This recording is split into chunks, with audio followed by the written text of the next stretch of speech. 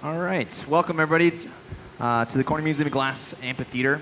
And I have a very special honor to introduce you to Martin Janecký. I'll start off by giving him a nice warm welcome.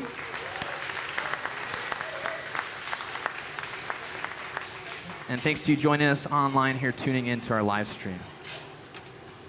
So to start the process, Martin has gathered some smoke gray glass from out of our color pot, and he's shaping it with folded up newspaper. Believe it or not, it's about 8 to 10 sheets of folded up newspaper soaked in water, and we have the ability to shape glass in the palm of our hand. Now Martin is a very fantastic glass sculptor. He's been blowing glass about 26 years, starting when he was 13 years old. Comes to us from the Czech Republic.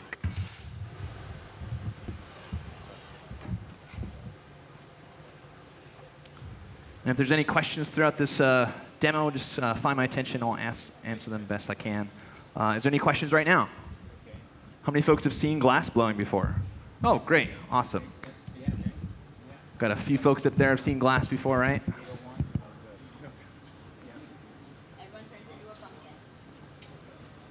All right, and then so part of Martin's team here, we have Kat Burns, Mathieu.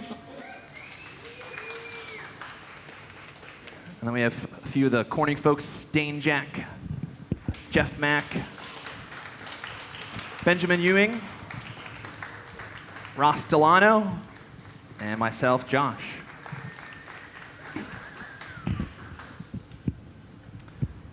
So Martin went back into our color pot, got another gather. When it comes out of that temperature of 2,100 degrees Fahrenheit, it has that nice golden glow. But that's all that nice smoky gray color that we've melted. We have another furnace in the center of our shop that we have all clear glass. So Martin was just using a wooden shaping tool, evening everything back out, known as a block. But really, we love the newspaper because we have a lot of versatility with the folded up newspaper.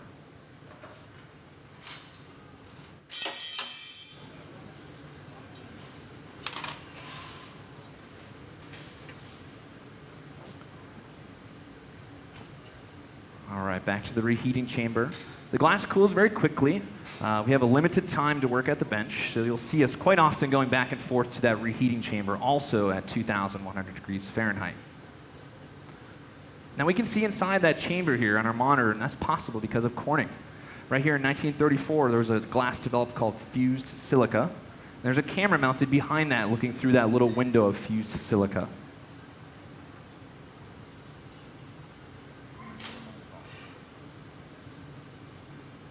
So one of the amazing tools for glass making is gravity. You'll notice we'll hang or lift the pipe and allowing gravity to shape that bubble and glass.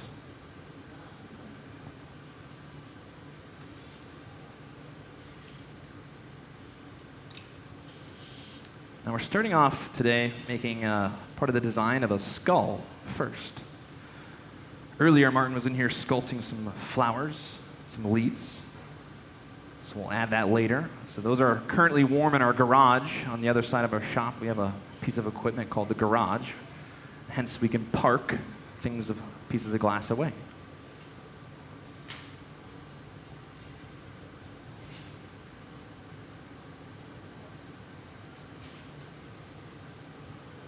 So right now we're letting everything cool down. We're going to go back and get another gather. If we gather too hot or too soon, it could just fall right back off in the tank. And basically we want more glass, not less glass.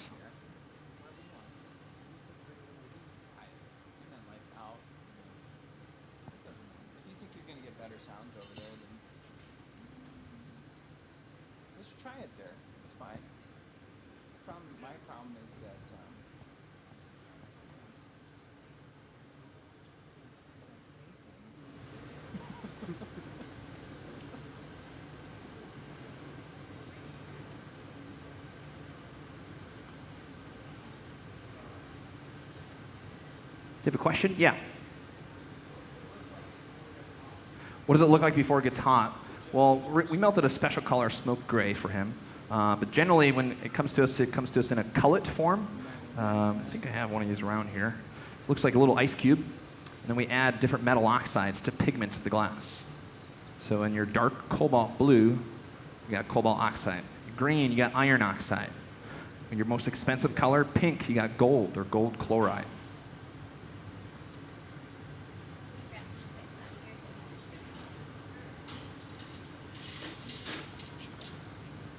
So here we go, back to the color pot. So inside there's a crucible holding that glass. The crucible is made of a ceramic material, usually a castable material. And right now, Martin's just stripping some of that glass off into a bucket of water. Sometimes you just want like a nice coat over the top and not necessarily so much glass. The nice thing about that, we can keep that bucket separate and reuse that glass, toss it back into our color pot. Same thing with the clear glass. We can recycle and remelt that as well.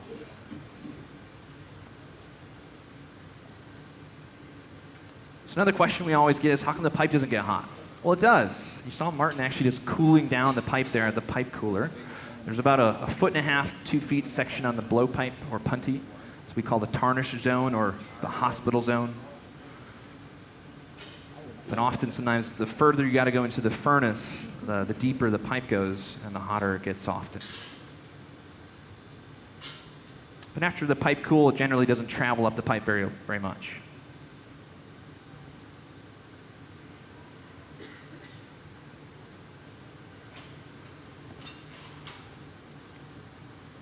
All right, quick reheat, back to the bench. Grabbing that wonderful tool, folded up newspaper. I think it's one of the most intimate tools for making glass because you can literally feel glass in the palm of your hand. It's the closest you can get. So you see the team there shielding Martin's forearm. You got that massive material on the end of a blowpipe near your arm. Again, it's well over 2,000 degrees, so it can be very hot on your arms.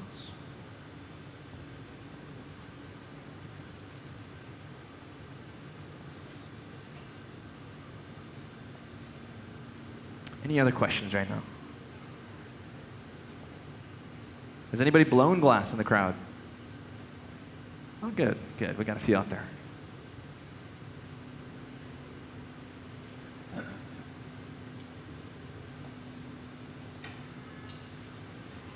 All right, so this time we're going to actually start to blow and expand this. You can see Kat standing by.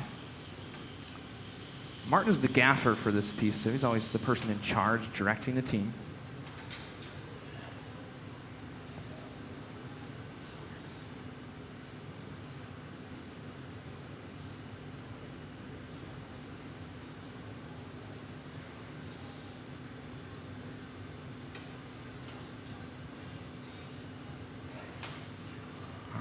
See, again, lots of gravity, squatting the shape and elongating the shape as well. It's also trying to even out the heat like that as well.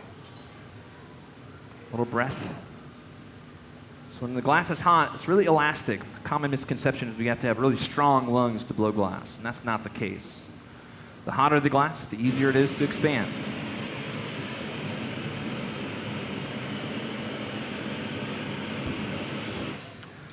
So right there you saw Martin is using a torch we call a fluffy torch, just a propane torch.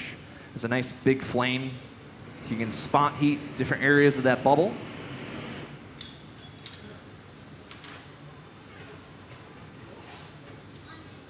So he's directing Kat to blow, he's guiding, watching where it's expanding, where it's not, and that's where he's keeping that paper too, allowing it to expand and not expand depending on where he puts that paper.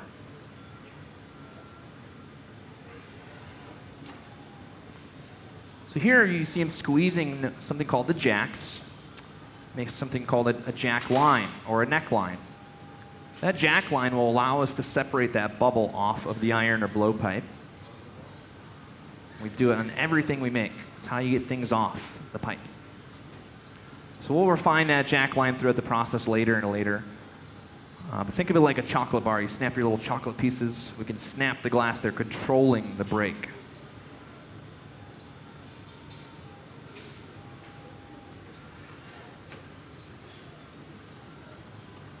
See him really pushing near that shoulder now. That's why that paper is such a wonderful tool. You can really make anything, any shape.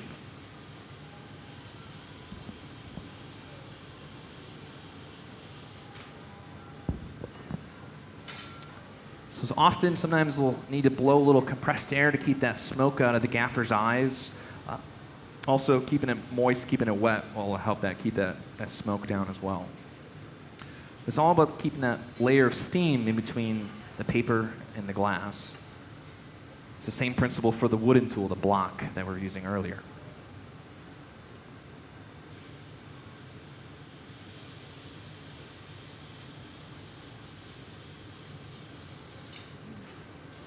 Back to that jack line, refining that even further. And that little flame you see coming off that jack line or that area is just beeswax off of that tool. It's the only tool we really want lubricated most of the time with the beeswax, otherwise it sounds like nails on a chalkboard.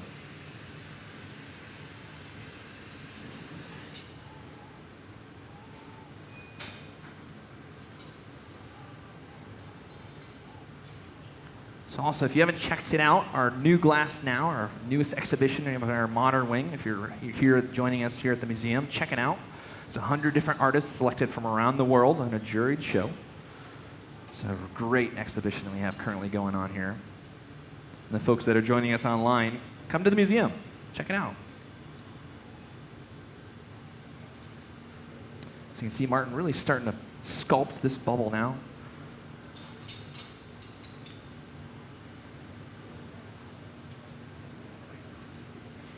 Again, we're making a skull.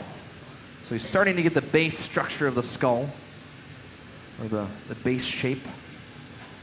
And we'll use that hot torch a lot to really sculpt certain areas of that bubble. So that's a little bit different torch that he was using earlier. This is a oxygen natural gas mixture torch. We just call a hot torch versus the fluffy torch, just straight propane.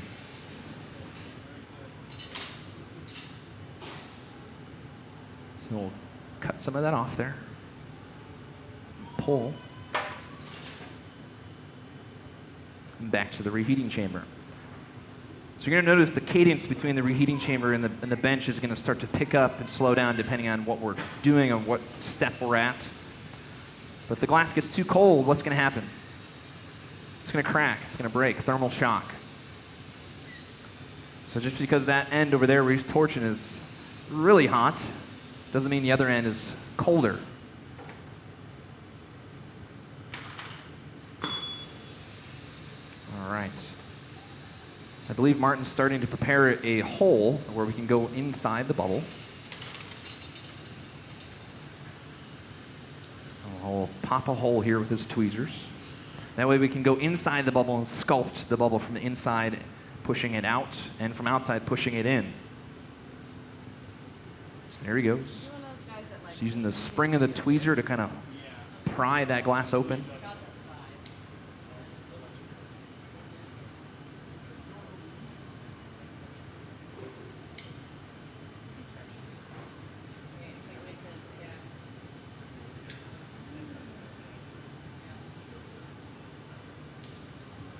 Almost there. Yeah, question? Yeah.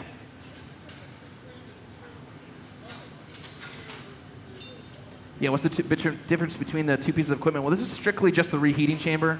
There's no glass inside that. The glass cools very quickly, so we're going to need to use that a lot during the process. But the other piece of equipment over there is just purely the color furnace. It's where all the glass is located, or the color glass that we're using, the smoky gray color. Right here in the center of our shop, this is our clear furnace. It holds about 1,000 pounds of clear glass in there. So, does that answer your question? Yeah. Yeah. Can we overheat the glass? Yes. So the more hot the glass is, the harder it is to control. So if he overheats this bubble turning into a skull, the whole thing can start to pivot and move from the blowpipe, which is hard to turn then. So the goal is to keep everything on center. When things get really hot, it can get off center really quickly, and then it keeps going. So we've got a hole now there. And this is going to be the technique that Martin's really well known for, is inside sculpting.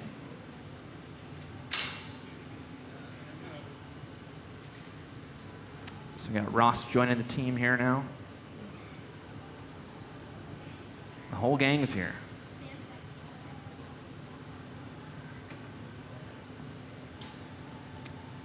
So Martin's here teaching a 2-week class with Kat over at the studio and across the parking lot here from the museum.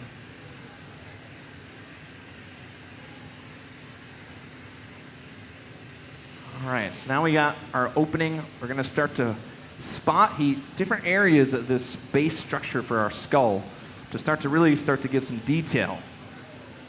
Martin's really well known for his detail to his sculptures. Martin makes a variety of different sculptures, some figurative work, some hands, some animals, all different types of glass. Any other questions right now?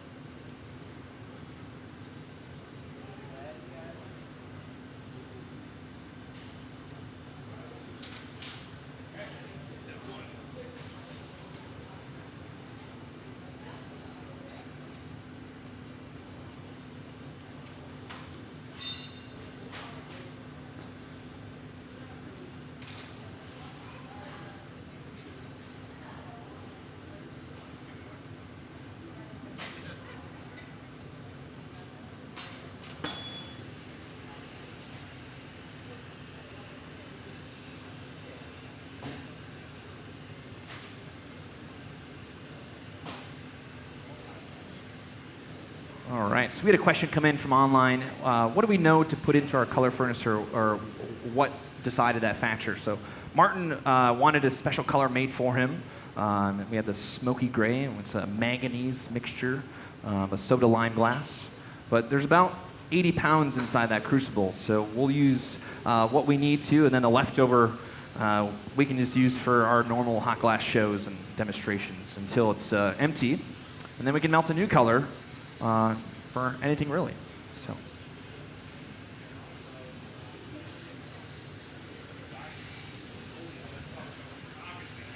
And we don't mix colors for every single artist, only the special ones. Martin's a very special guest of ours here today. So he's using a cork paddle there to start to sculpt that bubble. Cork is a great tool because it doesn't leave anything on the glass. It's dry. Sometimes you can use cork wet.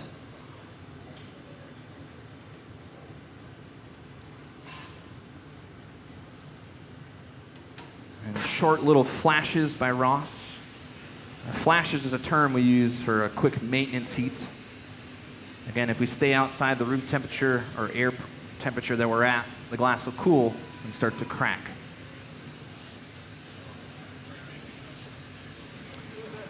Now that we're not necessarily making a vase or a bowl or something traditional, we're not going to really rotate constantly. It's going to be flipping back and forth 180s.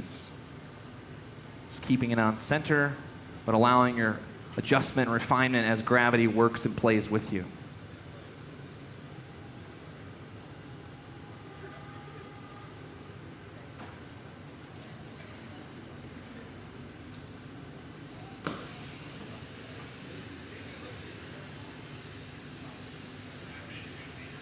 That hot torch is like a laser. You can really dial in the heat there. The more the oxygen, the hotter the flame.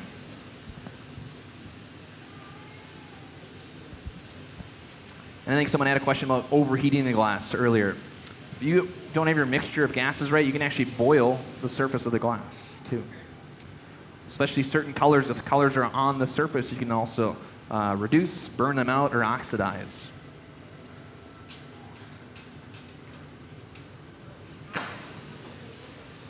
But this color, when it's hot, it's just like almost every color, it might not look like its true shade. Everything is still well over 1,000 degrees, so you won't really see the true state of the color until it's almost room temperature, which usually we can't see it at that point. Everything we make has to be annealed.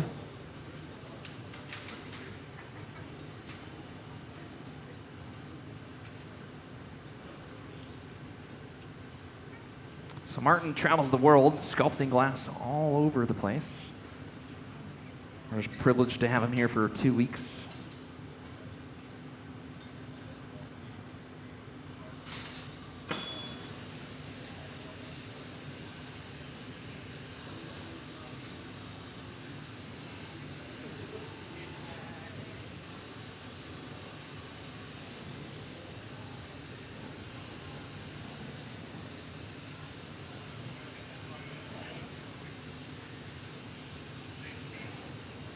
Really, again, spot heating those areas.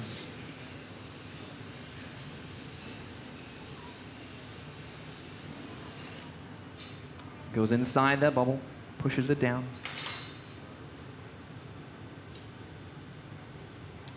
So we have a lot of different tools out here that we can use a lot of different things for.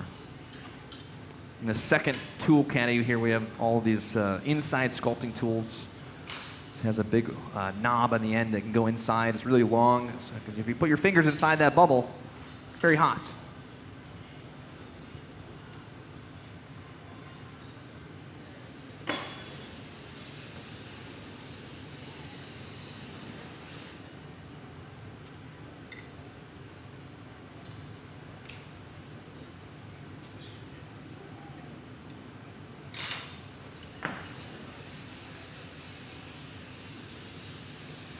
Any other questions right now? Yeah.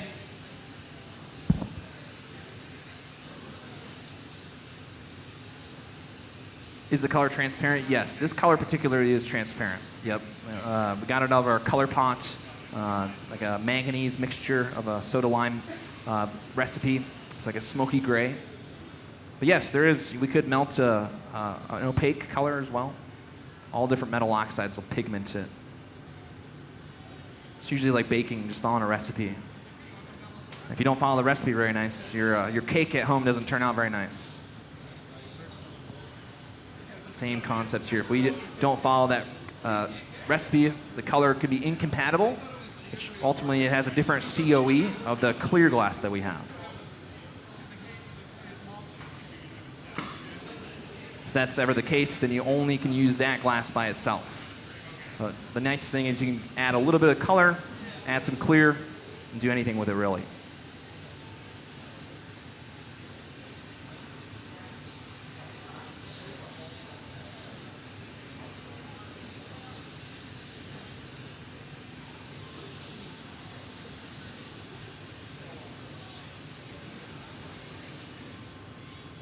So we're starting to get some of the bone structure coming out.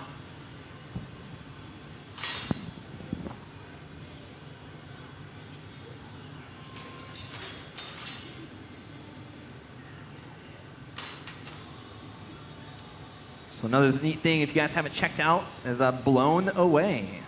It's a new show on Netflix, just premiered on July 12th. It's a show about competitive glass blowing. It's kind of like a Chopped, or like a type of competitive game show. It's all about glass. And the very last episode, you'll see Corning. So check it out. It's making some waves right now in the glass world.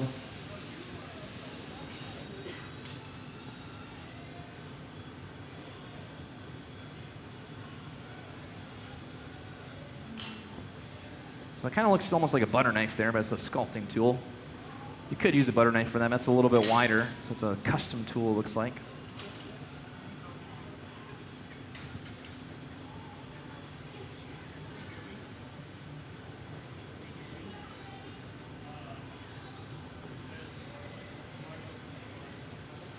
So again, short little flashes by Ross in that reheating chamber.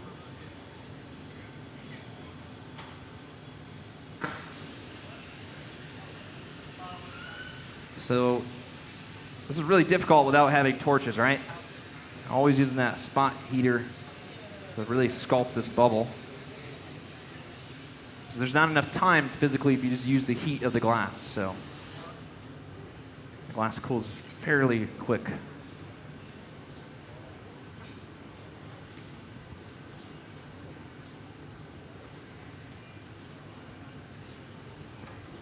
So here he goes, outside the bench this time, sculpting from inside the bubble. This is what Martin's really known for around the world.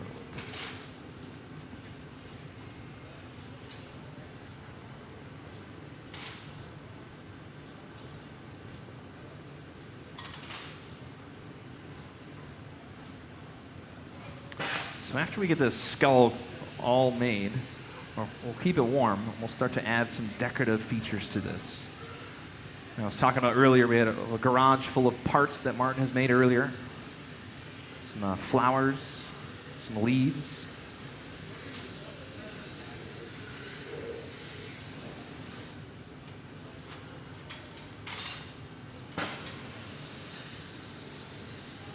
So you can see him spot heating that inside sculpting tool. Metal's a conductor, so if you got a cold metal tool, it's going to cool the glass very quickly. So it gives you less time to sculpt the glass. Sometimes we'll often put beeswax on it like he just did.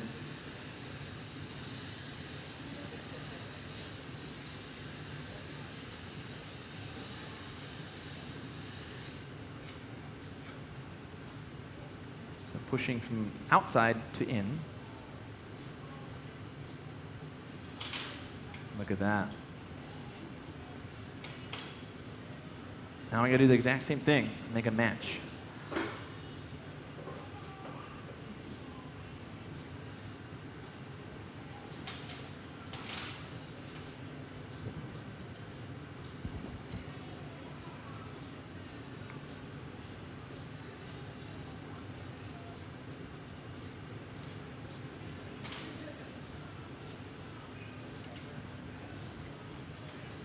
There's a lot of communication between Martin and the team. Martin's always the gaffer, so always making sure communication's up to speed. Want to make sure everything's running on the same page.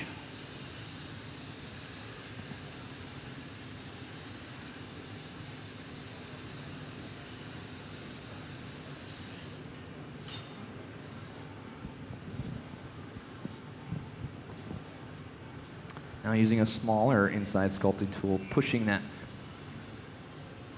indent a little bit further. There you see him just centering everything. Let me one check.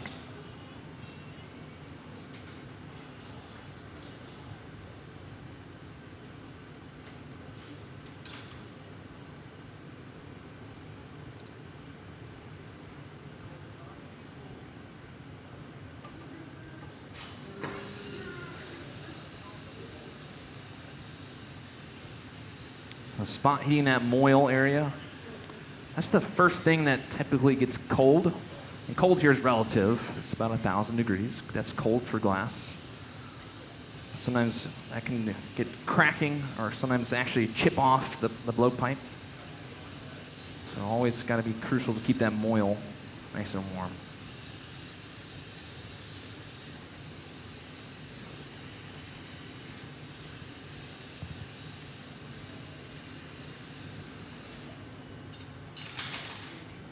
All right, so eye number 2.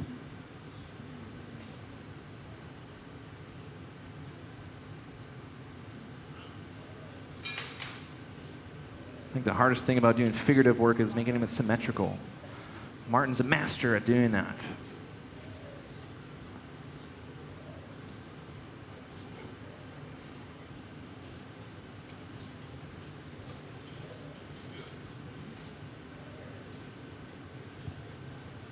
Back inside the bubble, pushing it back out just a little bit.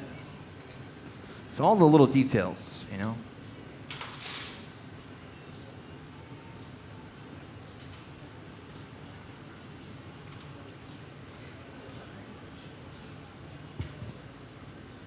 So really intricate sculptures can take hours and hours and hours.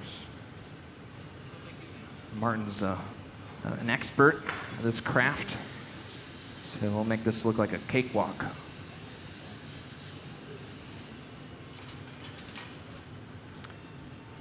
Go back in with that smaller one.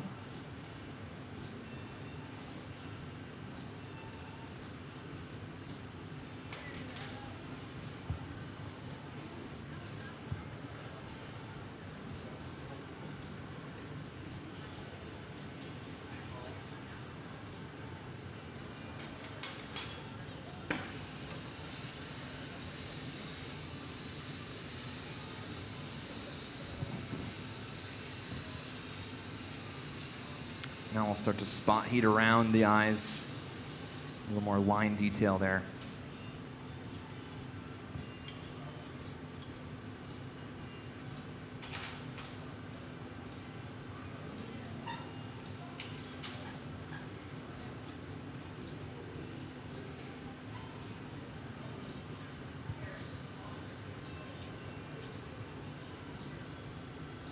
Any other questions right now?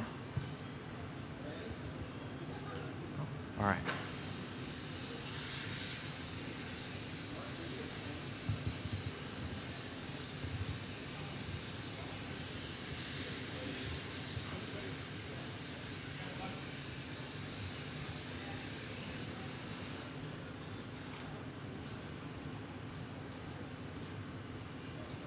Yeah. Why is Corning here? So Corning actually came here 150 years ago. They actually last summer celebrated 150 years with the glass barge. I don't know if you saw any of that last summer around the New York kind of area. They put a glass studio on a barge and sailed it from Brooklyn all the way up here.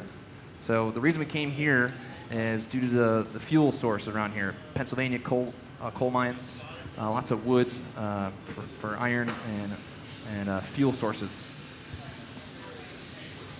Well, Corning was actually in Brooklyn before. The Steuben Glass Works is where we're sitting right here. Is the old Steuben Glass Factory.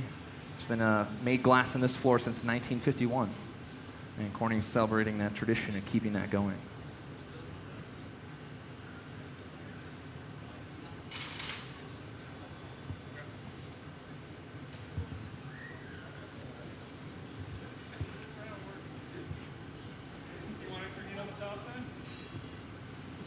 So you can hear them talking. Maybe a little extra heat on the top. You can see Martin directing Ross there.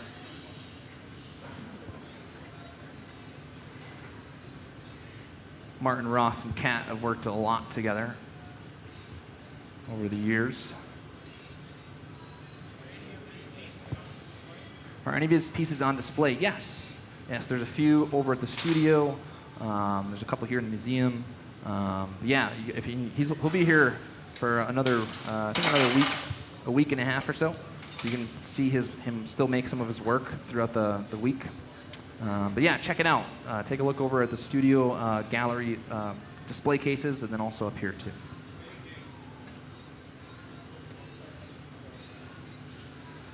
And when we refer to the studio, it's just the building across the parking lot. This is Corning Museum of Glass, the studio. Oh, a little fumble there.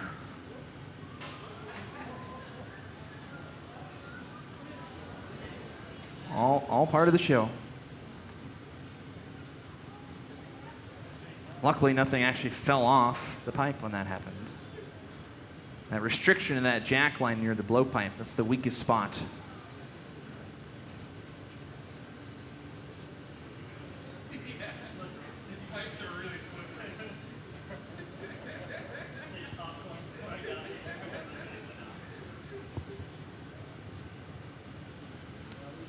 Back all the way into the reheating chamber. Really, when we're doing a spot heat like that, trying to get just the front hot, we'll kind of slide back out of the reheating chamber a little bit. Then every so often, you got to go back in and make sure everything else stays warm.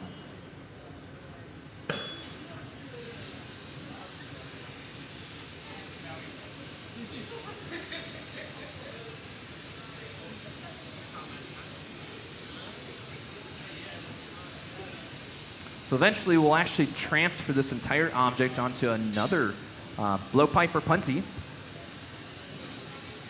and finish the other side of the piece.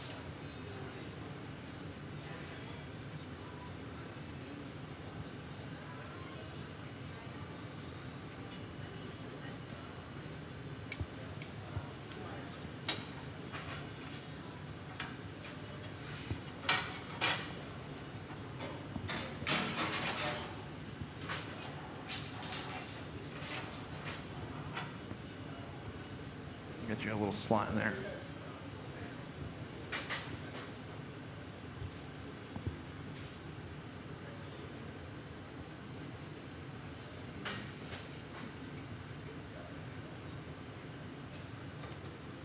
All right, you can really see that heat line. Wherever it looks brighter, always the more hot area. The darker, the colder.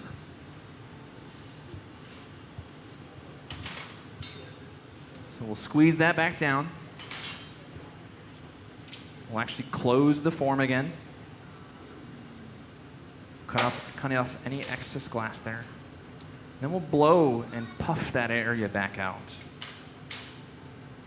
You see Cat actually blowing. And Martin's controlling the expansion there by using that taglio to control where it's blowing, cooling the areas he doesn't want to expand. So glass blowing kind of comes down to temperature management. So managing all different temperatures across your piece.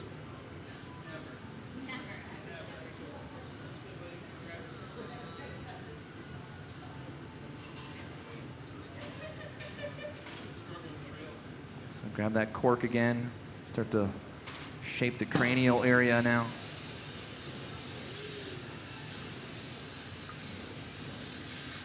So that hot torch is like painting with heat. It takes a minute to train your eye of knowing how hot the glass is and how much you should torch or when you shouldn't torch. 26 years of doing it, it makes it look very easy. What do you guys think so far? Pretty good? Let's give them a round of applause so far. Yeah. Doing great.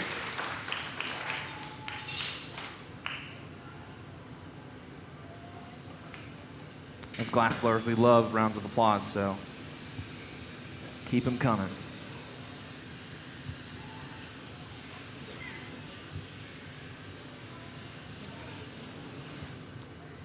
So you saw him just spot heating the neckline again a little bit. Probably cut that in a little bit tighter. And we'll probably get ready for the punty. A punty is just a temporary handle to hold on to the object onto another iron or blowpipe. There's all different types of punties.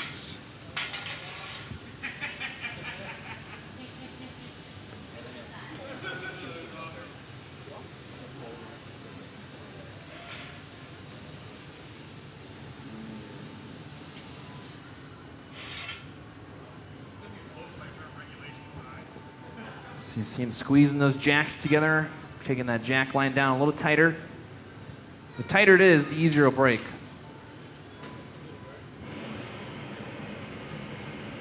Also, the bigger it is, more likely you'll take a chunk out of your piece of glass as you take it off the blowpipe.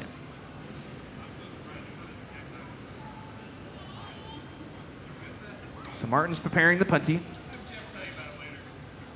She's shaping it a few times on the Marver. Probably do another gather on this maybe.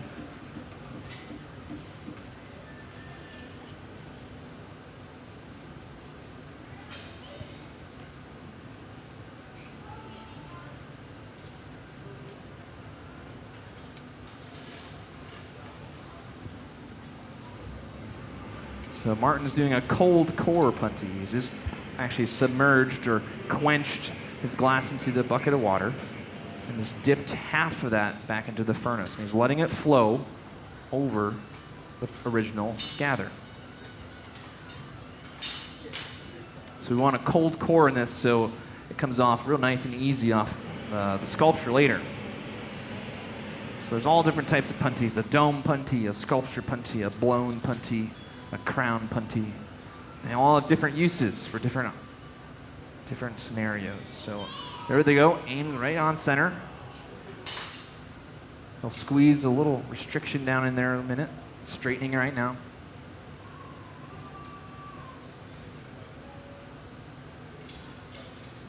Yeah, question?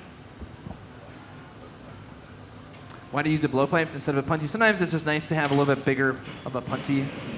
Sometimes, it technically is clogged because that hole is covered now. But yeah, it just depends.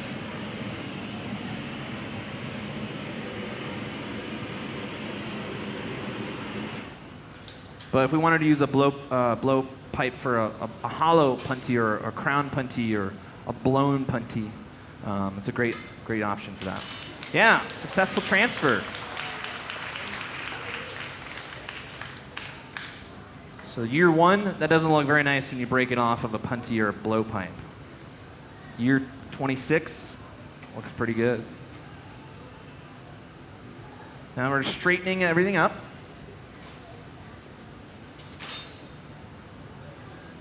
And now we're open again, so we can go back in and sculpt from the inside the bubble and pushing it back out and in to create some more detail.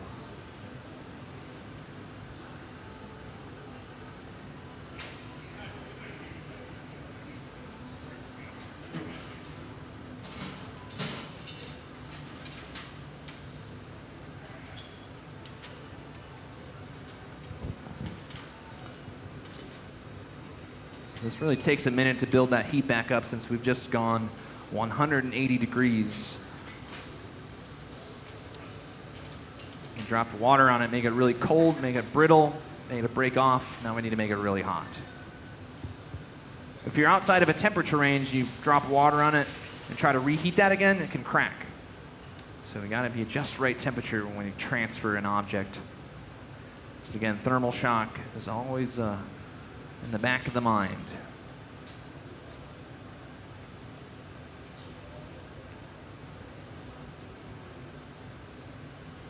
So a great shot by our AV team there.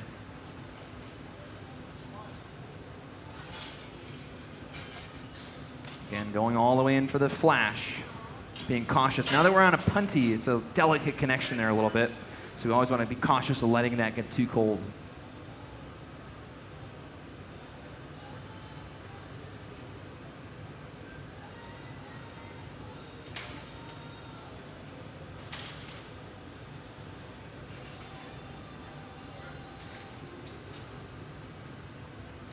Back to the bench. Now you can really see that heat line build back in.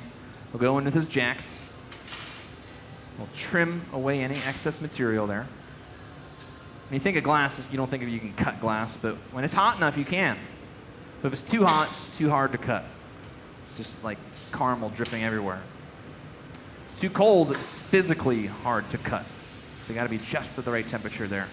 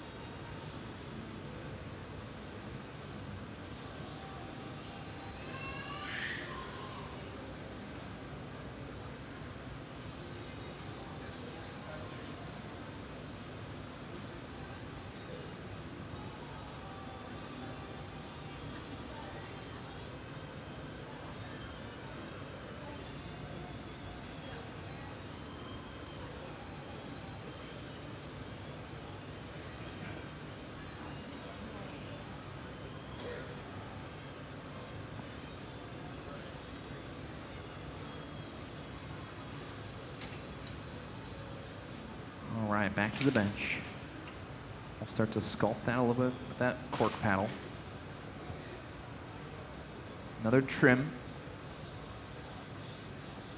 Just deliberately cutting it in a certain manner, kind of leaving it a little bit longer towards the front.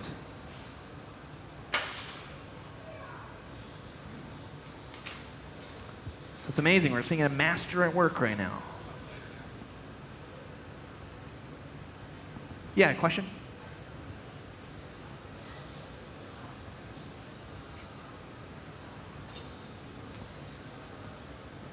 Yeah, so when we add pigments to the glass, does the glass change due to the heat or does it move differently? Yes. So different colors, because of different metals, will act stiffer and softer. So really stiff colors can be really hard to work, a lot more heat is required. Cobalt blue, one of the softest colors out there. It's really easy to sculpt and blow. It's a really easy color to use. So you always got to make mental notes, though. You know, it's all from trial and error. You put a stiff color with a soft color and try to make something, and it's like, man, this doesn't go well. Make a mental note of that, and don't use those colors again together. So always trying to find easy colors to work with. This is all one color right now, so it's working fairly easy together. We don't have any clear on this yet either. It's all strictly just from the color pot. Yeah, another question? No? Up there? Yeah. What's the destination of this piece? I don't know. It's a good question. Maybe Martin will keep it. We'll see. I don't know.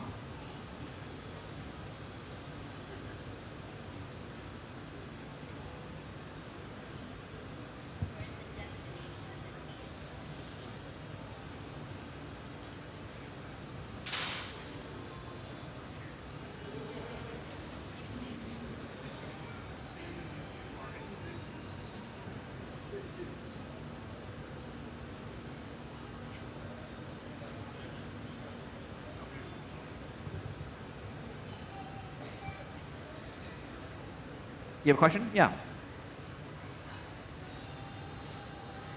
What are we making out of the glass right now? So we're making a skull. Does it look like a skull? It's starting to?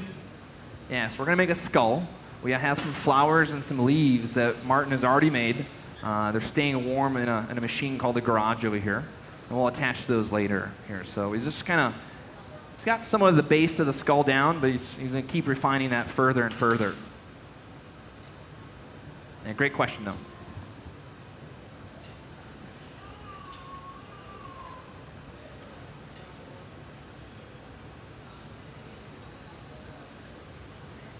Again, trying to make that symmetrical is very, very difficult.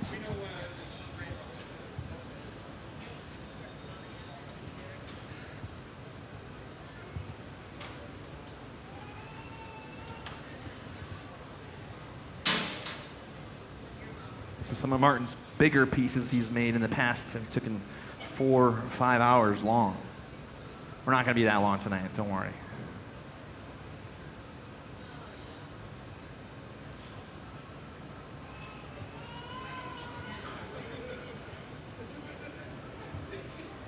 The neat thing about garage working is we can keep making parts, put them away, keep them warm, and then come back to them and adhere them to anything. So, we can make lots of really complex items by using the garage.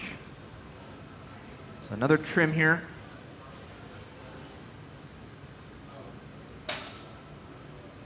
So a cat there just shielding his fingers when you're shearing or cutting the glass or trimming. Your fingers are very near the glass, so often you'll see a gaffer dunk their hand in the water right before they pick up a shear. That way it has a little bit of moisture to protect your hand just for a few seconds. So a little heat on the punty there. Keeps everything running hot. At any point, if that punty gets too cold, it snaps the connection. And then we have a floor model. We don't want one of those.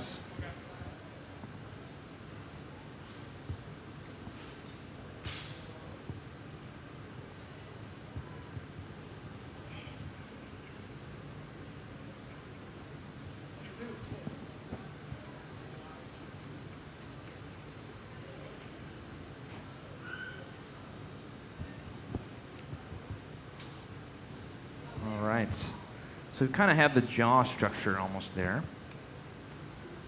So I'm going to start to cut into that jaw a little bit from behind, pushing that down. Oh, that move right there is a great move.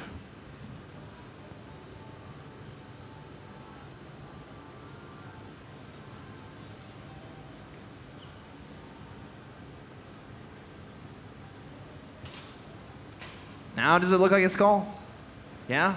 Let's give them another round of applause. Yeah. That one move there really tied it back in now.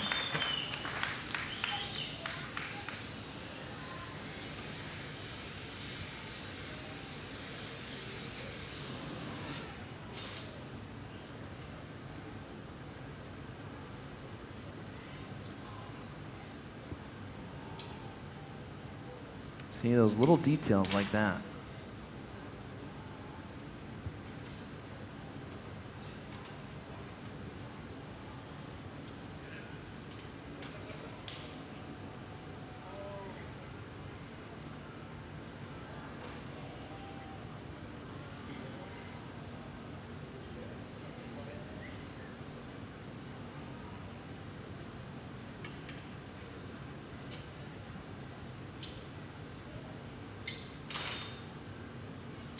Pulling those points out a little bit there, shearing it off with the diamond shears.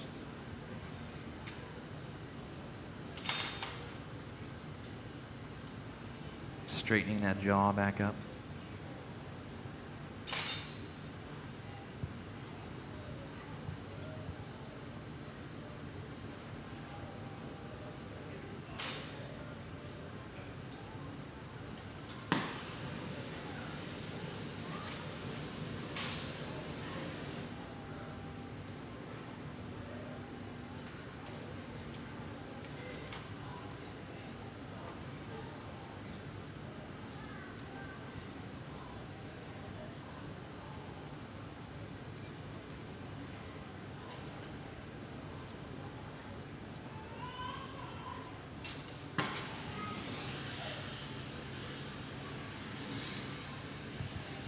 Really spot heating that nose area now.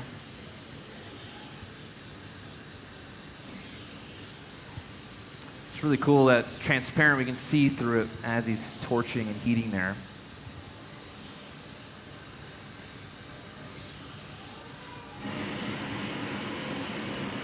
A little torch on the punty there. Keeping that nice and warm.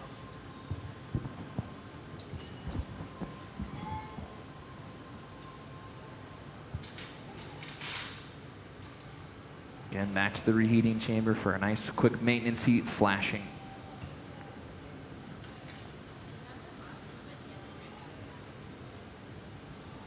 That punty is always susceptible to cooling because it's the last thing in the reheating chamber, and it's the first thing out, so it always typically gets colder there quicker.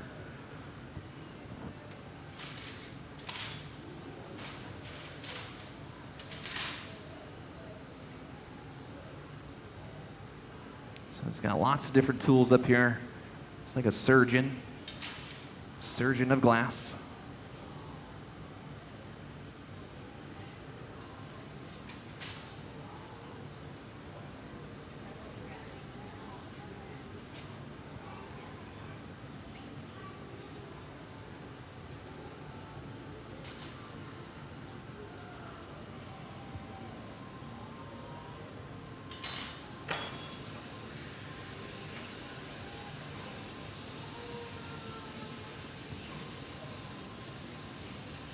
The nice thing about hot torching also allows you to spot heat, and then when you go back in for that quick maintenance heat, that area will get hotter quicker.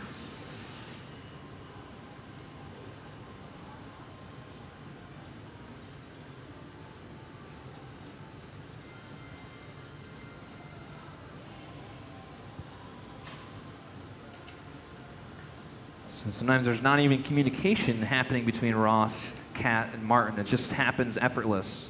That's just the experience that they have together. Sometimes there's maybe a head nod or kind of a smirk sometimes.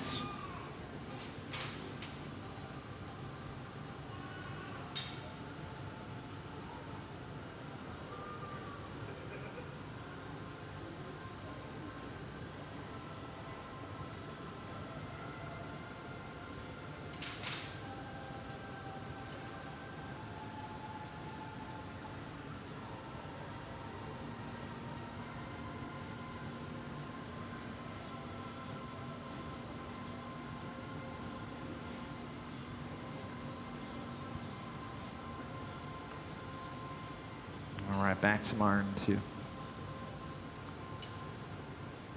So I think someone asked a question earlier about overheating the glass too. So now whether we're on the punty, if we overheat, all those details that we've done can melt away too. So it's the other risk we run of overheating the glass.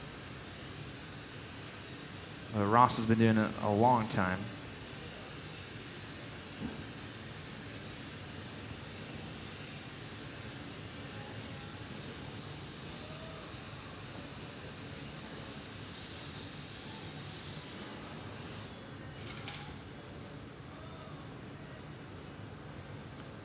Just using the back of the jacks there. Also another favorite tool of ours. You can do a lot of things with just the jacks.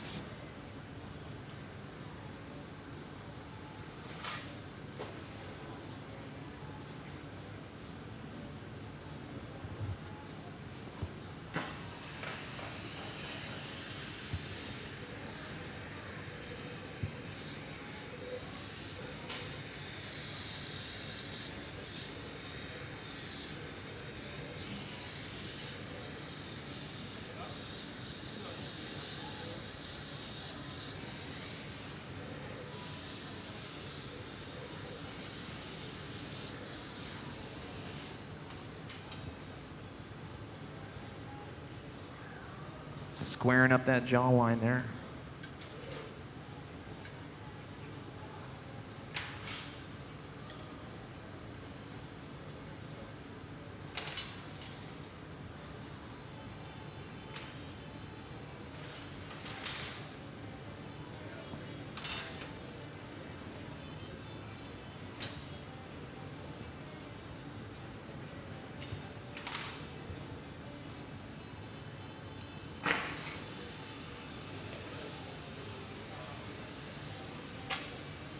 Again, really seeing him use that torch and that punty.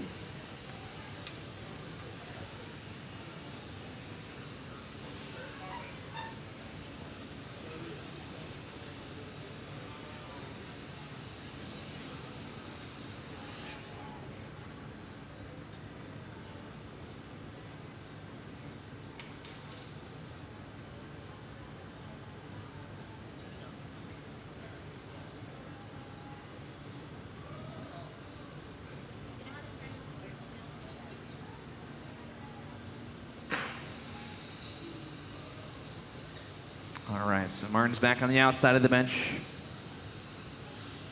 And we'll start to look like we'll do some teeth and some the inside of the mouth.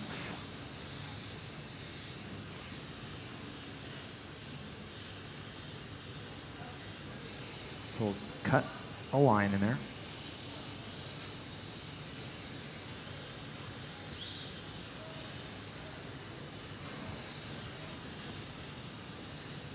Any other questions right now?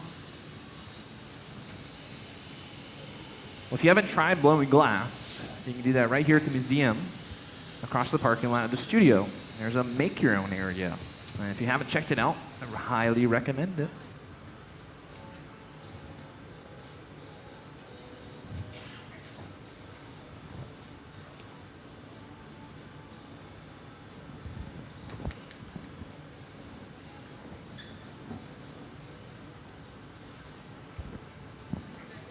Martin's putting on a glove there. So this is when the question comes out, do we ever wear gloves? Sometimes, especially when you're working very near the glass like Martin is. I mean, look at his thumb. It's right next to the glass. So that's still well over 1,000 degrees. You can build a little tolerance up on your fingers, but it does get hot over time.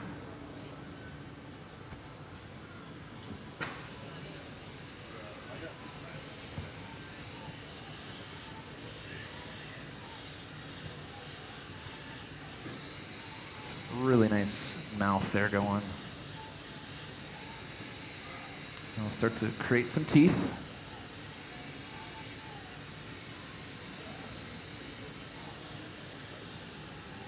So just using a knife, you know.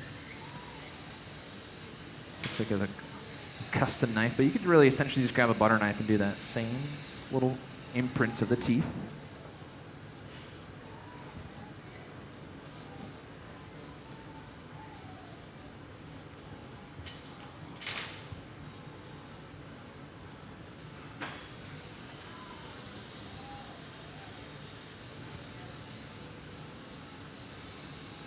And look at that detail.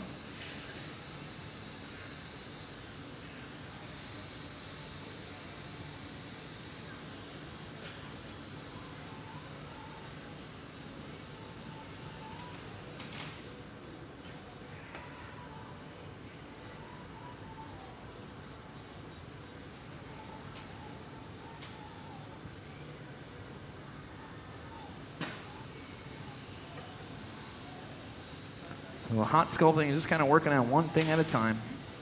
That's why hot sculpting can take just a little bit. Look in the long run, look at how much detail you can really get.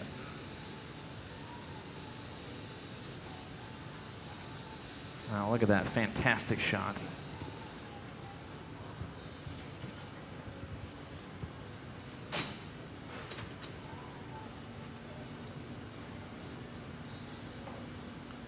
So when we're all finished with this piece, like I said, we have to anneal it. So we'll go into an annealing oven at 900 degrees and then start to cool slow over a cycle. Bigger, thicker, larger things we want to anneal slower.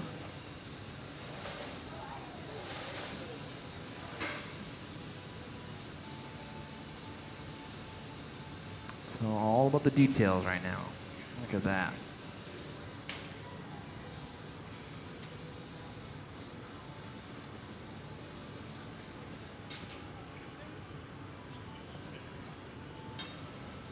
So a little communication between Ross and Martin there. Just talking what type of heats Ross is doing or what area he wants to work on next. That way Ross isn't turning the pipe on the opposite side that Martin wants to work on.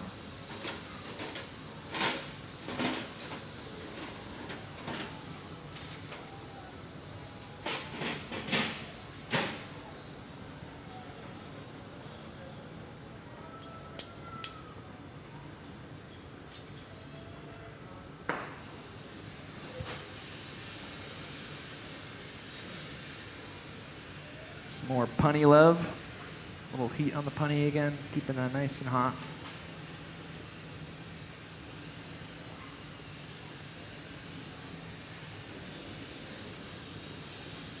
Also warming up that punty when he pushes on that vessel or the skull or any object really off the end of the pipe. If you warm up the punty, you have a little assurance that it won't snap off if you pressure on it.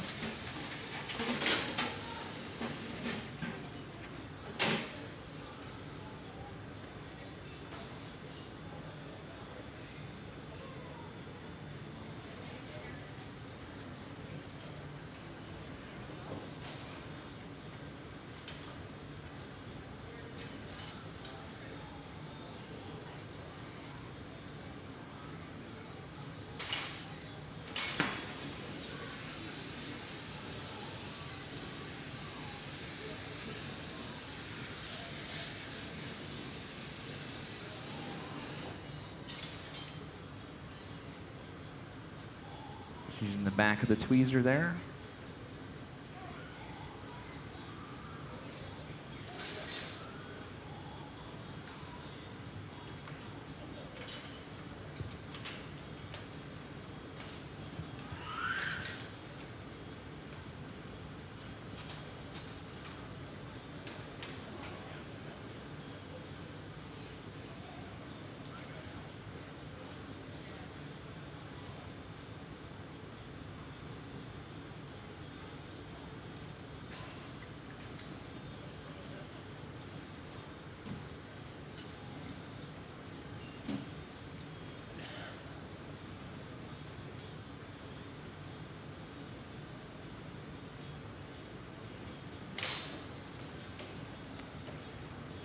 Looking great, looking great.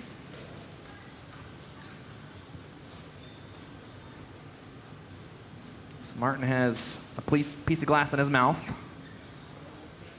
Has a stringer that he's prepared.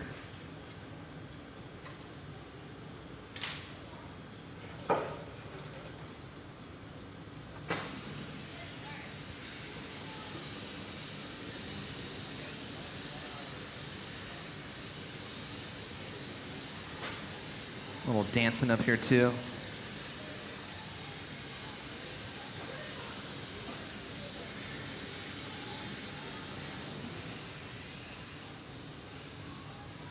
All right.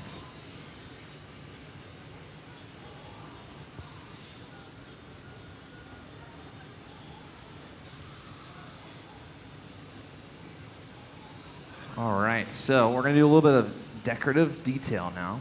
Martin's got his stringer. He's going to dot the piece all over. So this is another signature on his work that you can tell.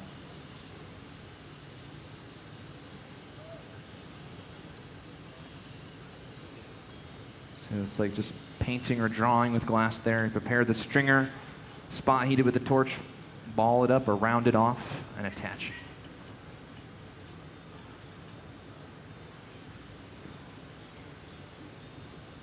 Now the goal is, now that these are on, not to overheat the glass again, otherwise those will just melt right into the surface.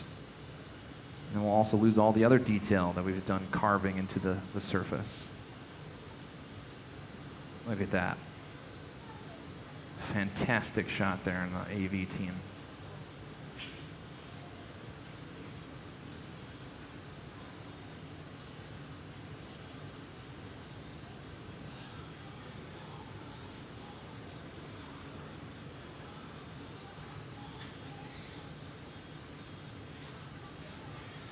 So that stringer color is also the same color from our color pot, that smoky gray, same color as our skull.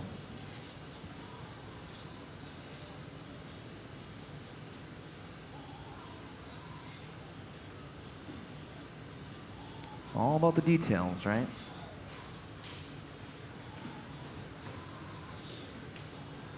Any other questions right now? Yeah. What kind of gas is this? So he's just running oxygen natural gas. This is just propane. We could run oxygen and propane on that as well. But yeah. So we have a little gas cart right here. It has all natural gas, propane, oxygen coming out of this. But if your mixture of your gases is a little off on your oxygen, natural gas, too much oxygen or not enough natural gas, your proportions can be a little off, and you can either oxidize the color or reduce it. You can also burn out colors. So you can also make the glass bubble too. So all depends on your mixture composition. Certain colors can burn out, and you're left with this kind of this scuzz on the color of the glass, and it's hard to get that off after it's been burnt out or whatnot. There's a really cool color out there called Chalcedony. It responds to heat and has like this marbling kind of effect in the color. So it's a really heavy metal color. It's a really awesome color too, because when you spot heat it, you can get these awesome marblings of different colors coming out.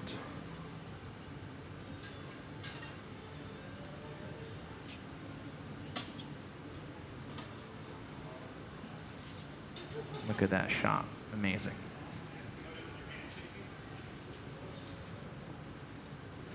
Some short little flashes. Great turn by Ross Delano up there.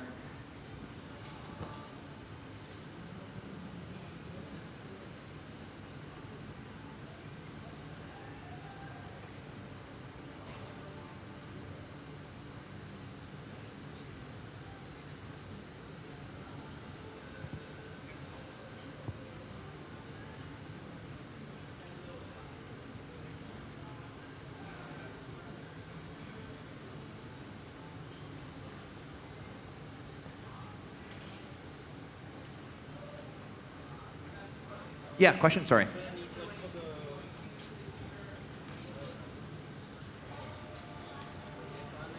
Like the temperature difference for standing there and out here? Yeah, so it is quite a big difference. We have some vents on the floor here that can keep us cool. But standing up there next to that oven, that reheating chamber, is 2,100 degrees. So it gets very hot standing up there. But then when you move, 5 feet or so away, it's pretty nice. Yeah, so it falls very quickly. I don't have a number of how fast it falls, but when it goes in there, it's in the range. I'm guessing it's not moving right now. The glass isn't moving, so it's a little bit around 1250. And when it's starting to really move, it gets around 1700. So we never want to get that hot because all that detail will be gone. So we're working around. I'm just saying roughly around 1250 to 13 to 1400 or so. But anything above those temperatures, the glass starts to get too soft. That torch he's using can get well over those temperatures. The higher the oxygen concentration in there, the hotter the flame. So you can get up to 5,000, 6,000 degrees on that flame. How do we know when to take it in and out? Experience. A lot of failures, a lot of floor models, we say. So just the cadence of working, you can see, Ross, he puts the torch away, that's his cue. Go into the reheating chamber. And then, he's got like an internal clock up there of judging how long he needs to stay inside the reheating chamber. And just by experience of staying in there too long, you're like, yeah. So great question though. So you can see him refining that jack line down a little bit further on our punty. We see Jeff Mack over here stepping in and creating another punty, it looks like.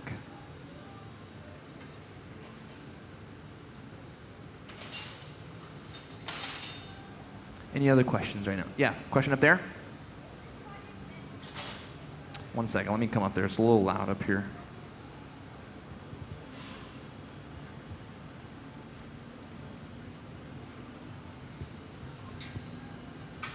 Yeah, what's your question? I heard part of that. Is this part of the Day of the Dead celebration? Well, yes and no. I mean, this is Martin Janecký's personal work, so we could, but it might be inspired from that. That's a good question. Yeah. Yeah, a little bit more Martin. Yeah, did you guys come in just a minute ago? So Martin's been blowing glass about 26 years. Starting when he was 13. He's from the Czech Republic. He's studied glass from a lot of masters all over the world. So, yeah, successful transfer there. So he makes it look very easy. A lot of people are inspired by Martin. He's one of the best in the world at his craft by sculpting or inside sculpting the bubble. And we're just privileged to have him here at Corning's in the Glass. So, yeah, great question, though. Yeah, 26 years. It's a long time. The rule of thumb is, you get good at anything at 10,000 hours. So just put a lot of hours in. So you saw us just transfer from one blowpipe, or punty actually, to another punty. Now we're spot heating that area that was connected up there. And that way we can take away any of that clear glass that was left on our sculpt.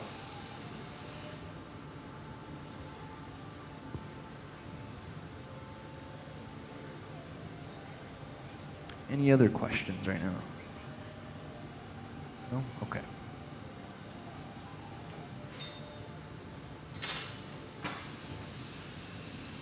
We got Pavlina in the house. Welcome.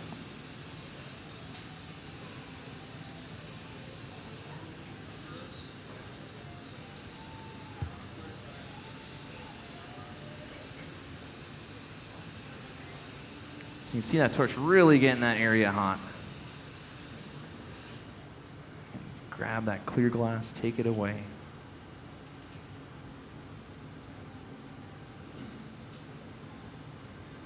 can also see the color moving a little bit with that clear. That way we'll get a nice termination, not have any leftover clear glass there.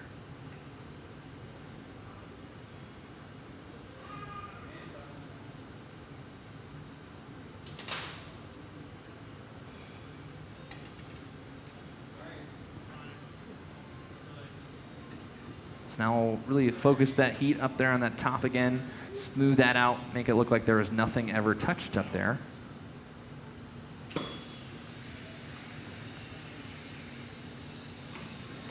So as glass makers, we're always trying to hide the sign of a handmade object. And usually you can tell by wherever it was connected to a punty or a blowpipe. There's always a little scar left over there. So if you can spot heat it and fire polish the scar, you can hide your mark.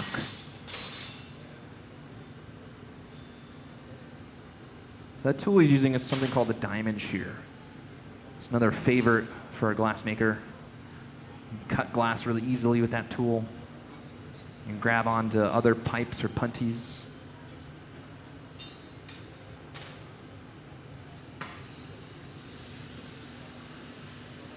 Again, really spot heating that punty connection too. When we're finished, we want that punty connection to come off real clean and not leave any leftover glass like we did earlier here. So we went on a little bit of a colder connection to our current punty.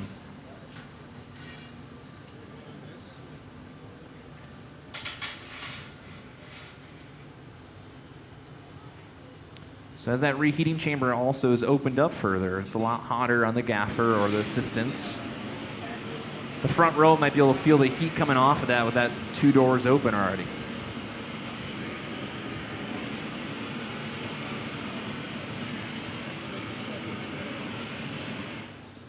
And some of you folks right here in the front might be able to see directly all the way into the back of the chamber. And that's where you see that little window in the back. And there's a little camera mounted behind that window. It's fused silica. It's one of probably the only places in the world you can see inside a 2,100 degree oven. All right, so Ross is gonna keep this hot. He's gonna flash and maintain at our assistant's bench.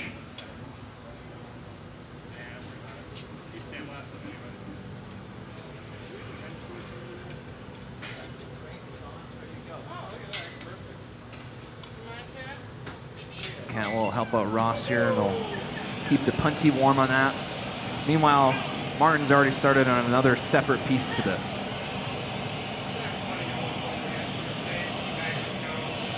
So he's going to create, looks like a 3-prong punty. This is a really fun type of punty. Like I said, there's all different types of punties. Crown punties, dome punties, face punties. And then a 3-prong punty. And there's a 4-prong punty. So he's going to create like 3 little handles. And that way we can attach again to our skull. Just making a punty like that is very difficult. But again, 26 years of doing it, Martin makes it look very easy. He'll spot heat those little ends there. Ross will come on over.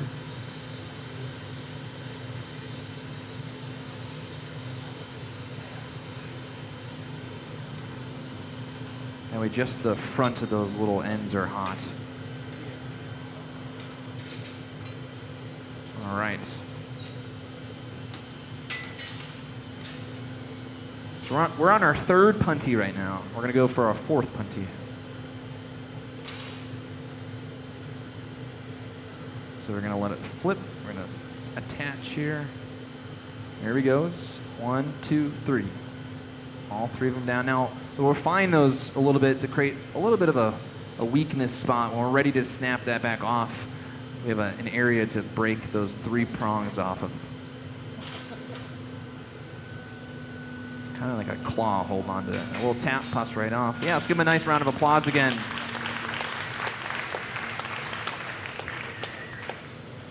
Successful transfer. Transfer number 4.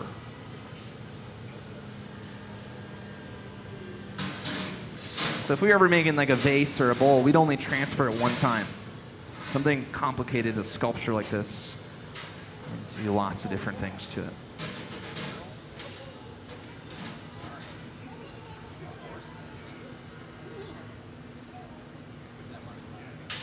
Any other questions right now?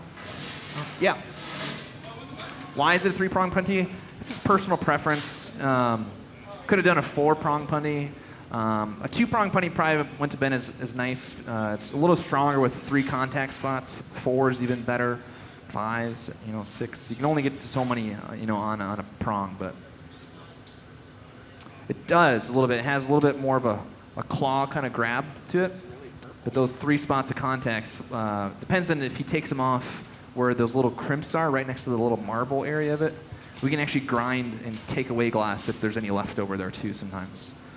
But it all depends on the gaffer, their choice. Martin works in this style a lot, so at least when things are working, might as well keep doing them, right? If it's not broken, don't try to fix it.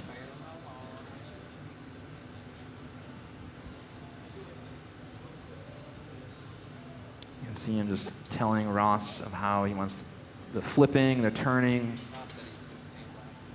how it's on center, how he wants it.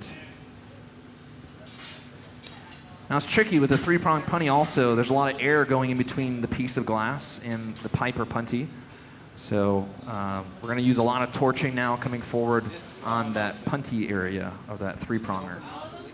No, there's 2. So Martin will go back into our color furnace, gather some more of this color that we've melted for Martin. Yeah. We just get out of the way. And again, when it comes out at that temperature, still glowing. Colors always, or any kind of glass usually when it's at that temperature, will glow. So people always ask, like, why do you make everything orange? That's kind of a little funny joke.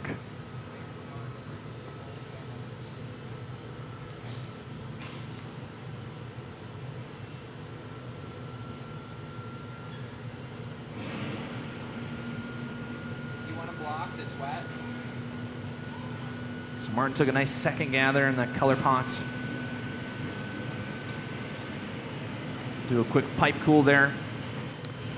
Depending on how low that furnace is, the pipe can get a little hot towards the top, so that's why it's a good thing to do a pipe cool if need be.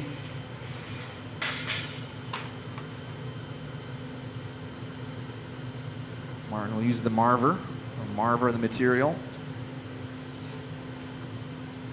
And he's got a Punty, so that's all solid glass there that he has.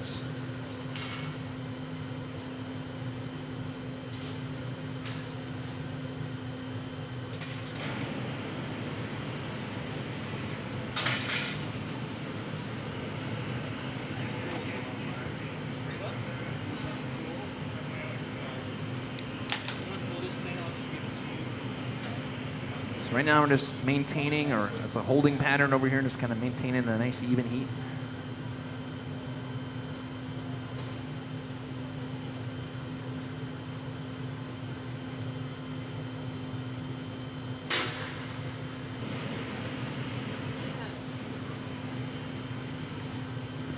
So Martin's going to get ready to make some leaves over there.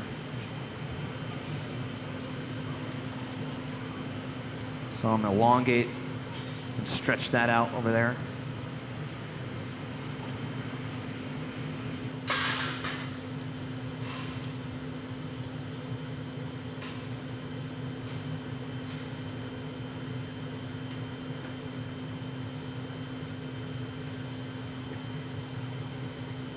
So we'll maintain a nice even heat on that piece over there with Jeff Mack.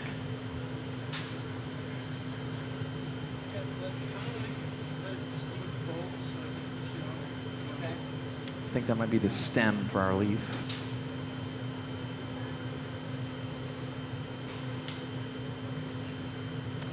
Got quite the team up here today. A dream team.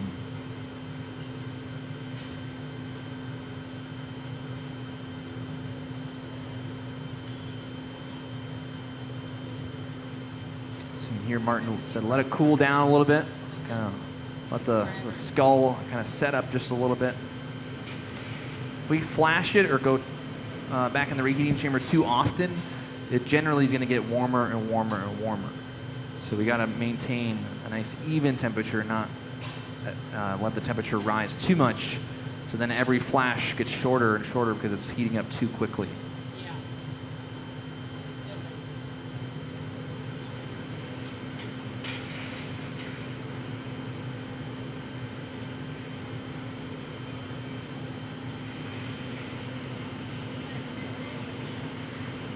Martin took a nice third gather in there. He's going to let it flow right off the iron onto our Marver. He'll flatten it with a wet paddle.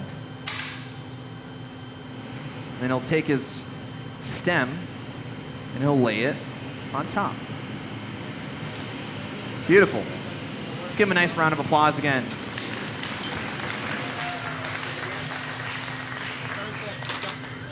Now he's got to work quickly. He's got some crimp tools over there that he can add texture if he wants. And we'll start to shape it into a nice, beautiful leaf. I haven't seen episode 1. So you can see him flipping back and forth there.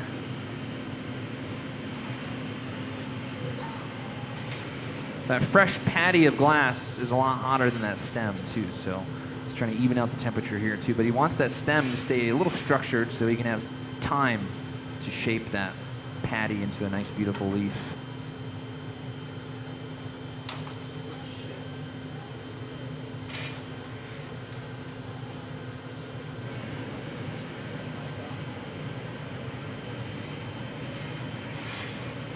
Like I said, Martin makes this look very, very easy.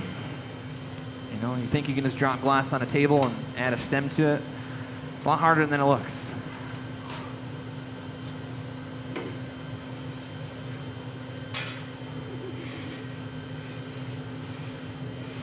Again, there's lots of flashing over here on this bench, keeping it warm.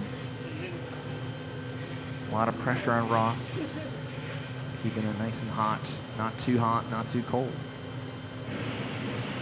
So you see Martin use a little centrifugal force there, a little bit of gravity. Going to elongate that.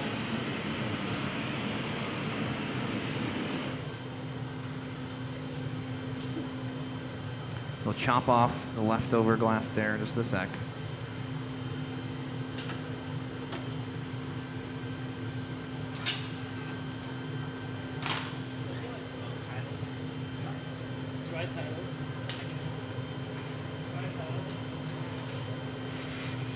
All right.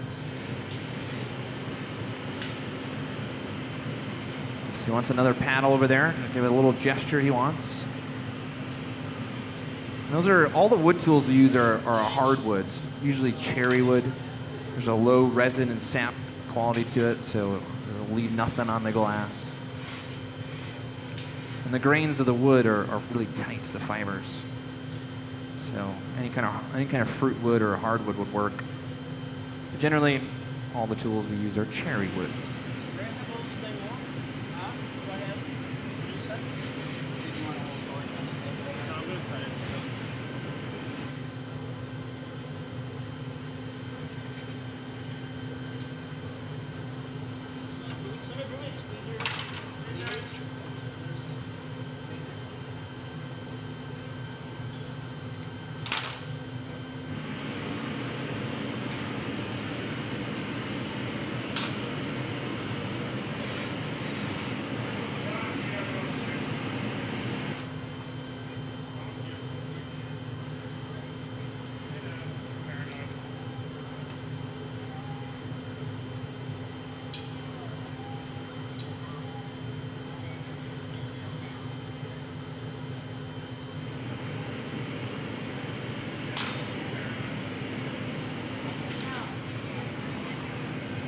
Martin give a nice little curl to the bottom of that leaf there.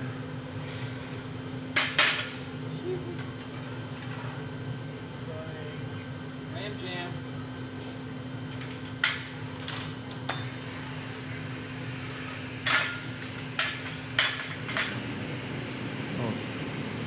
Torch in a little heat there.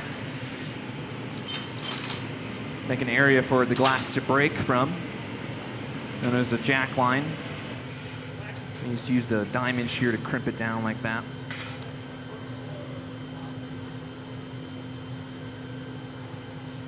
All right, so we're going to join the two pieces of glass here in just a minute.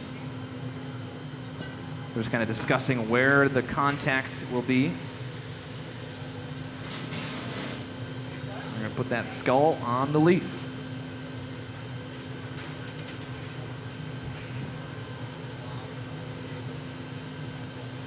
So he's just telling Kat to torch the landing area.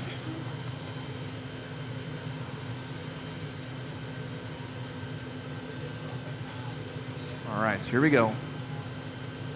He'll stick it in there. Find the area he wants. Light tap, pops right off. Let's give him a nice round of applause again. Again, making it look easy.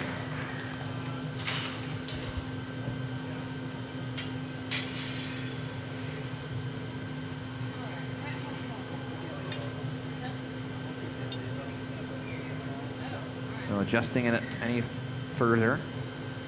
Wherever that contact was, it's still fresh to the heat, so it's still moving around that area a little bit. So trying to just adjust everything.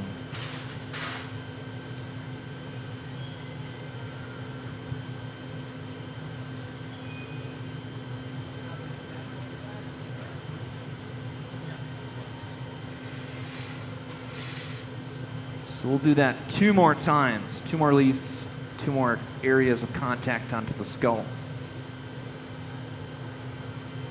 So lots of parts. Nothing shut for now. You see Martin really flashing that, getting it nice and hot. Again, Martin's in charge of the piece, so look at the heat he's got on that.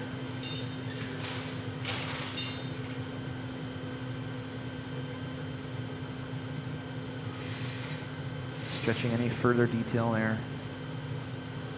A little cut off there.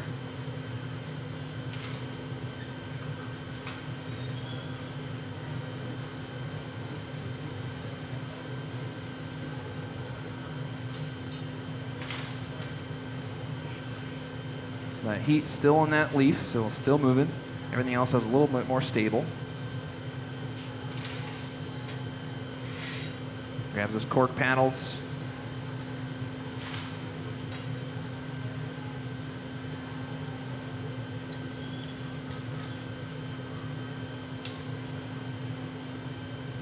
All right, Martin back up on the pipe again. Jeff and Dane are on the other bench over there, starting to prepare the next leaf. Jeff has gathered the gray out of the color pot.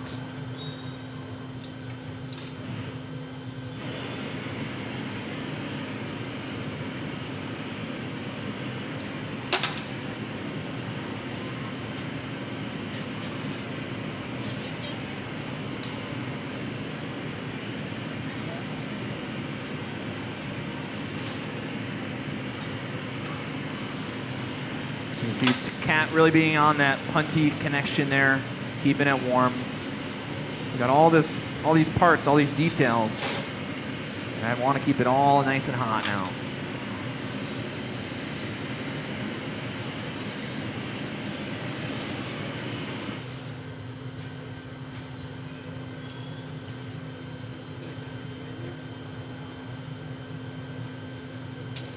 As things start to get added, the complexity really goes up a notch. So does the stress.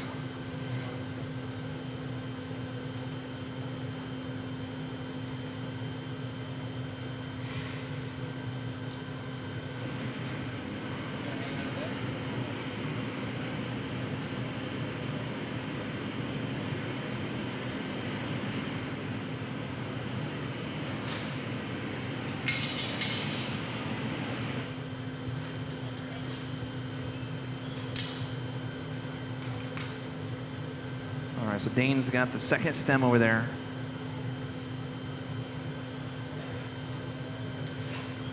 Jeff Mack's going to start gathering up for that second leaf patty.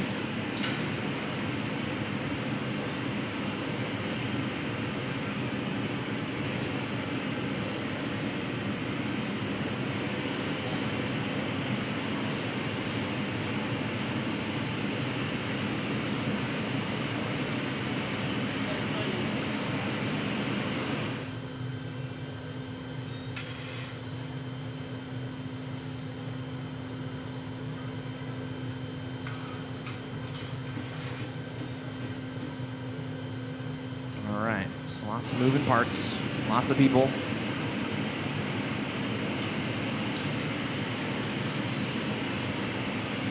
Martin will go take the last dip in our color pot.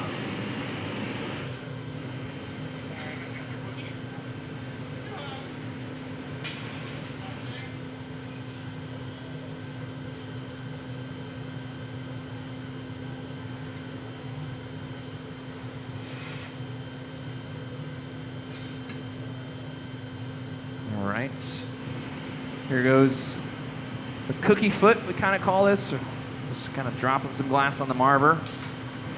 He drops it in a particular manner to kind of help create the shape that he wants. He grabs this wooden paddle, soaked in water, flattens it, and now here we go with the stem attachment. He wants to go on just the right temperature. If he goes on too hot, picks it up, it will fold.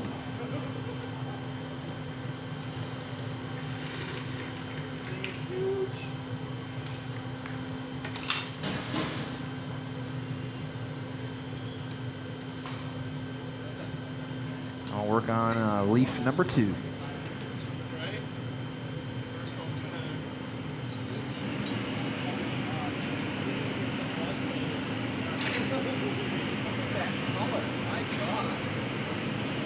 And after we put on the 3rd leaf, we'll attach all of our real small details. Like I said, Martin made some flowers and some leaves in our garage. So we'll attach all those really small details in the very last few steps.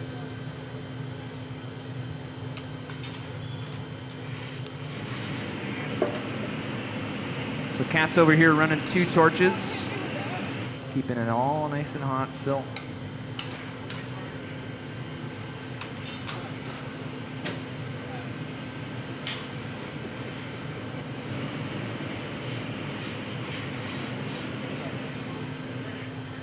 Martin's getting that really hot. He's gonna go for that stretch now, I think. Oh boy. There he goes. Nice. It's like a dance, you know, a little delicate dance. No, that was like acting dance kind of thing.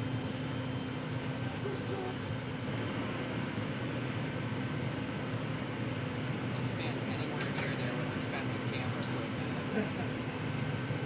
It's nice that Martin's nice and tall. Got a nice arm extension for this. Stand down guy. Also, he's got a lot of leverage, too.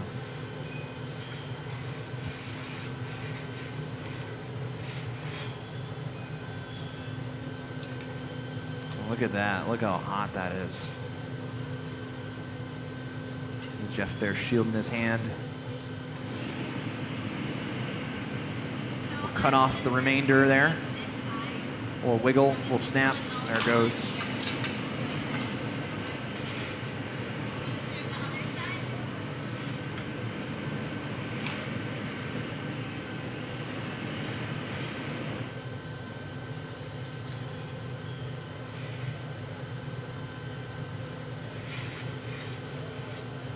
It looks the same. Question up there? Yeah.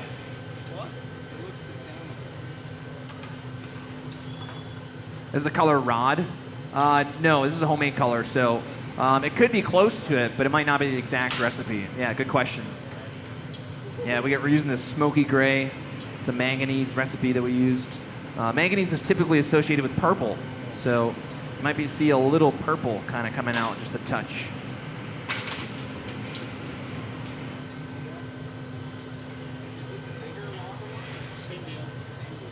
Any other questions right now? Well, thanks for sticking this out with us, guys.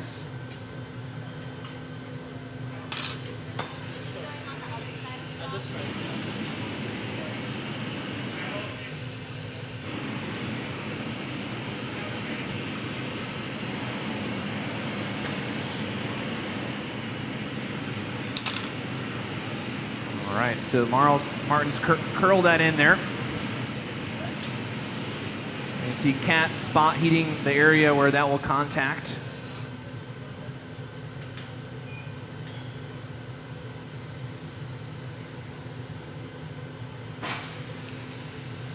And maybe next heat we'll attach it.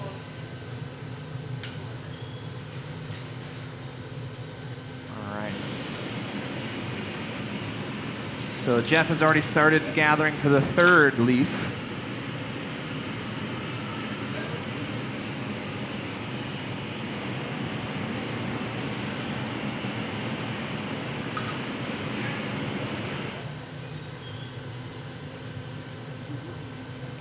So sometimes you might hear Ross saying, hit the metal with that torch. And that's really ensuring that the metal stays hot. If we just start torching the glass, it could start pivoting the whole object. All right, so here we go. Number 2.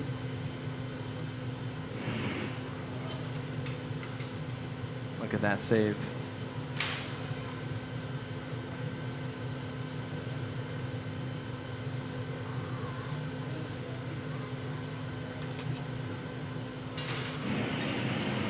All right, yeah, let's give him a nice round of applause again. A little tricky there, huh? So what happened is that connection where it was on the iron got cold and it came right off right when they stuck it on. Luckily, it was adhered just a little bit. That had a little bit of glue to hold on to it. Now they'll adjust it and refine it any further. If that would have happened 2 seconds earlier, I would have had a floor model.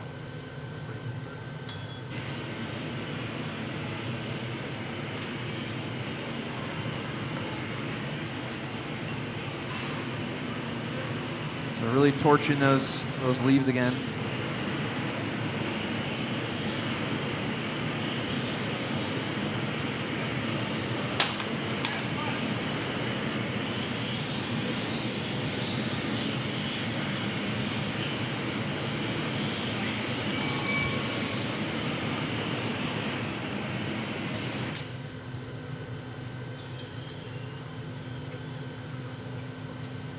Lots of communication now.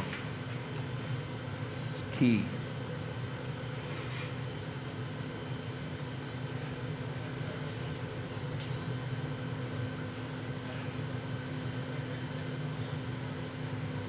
Martin's back up on the pipe.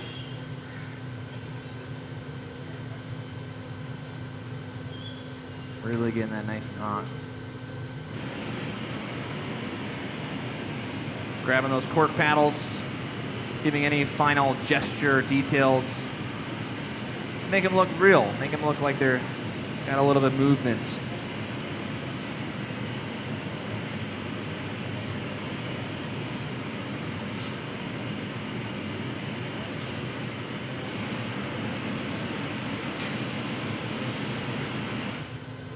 Another flash.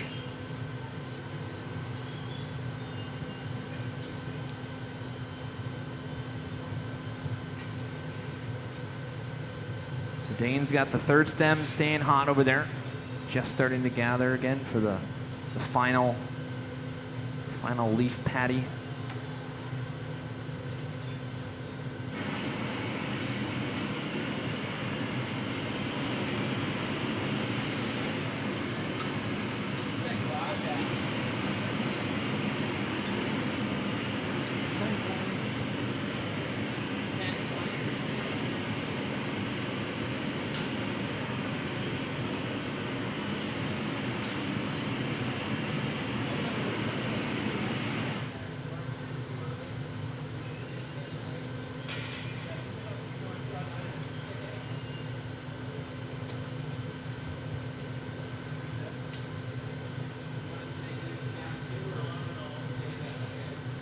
Talking about the third leaf, but timing.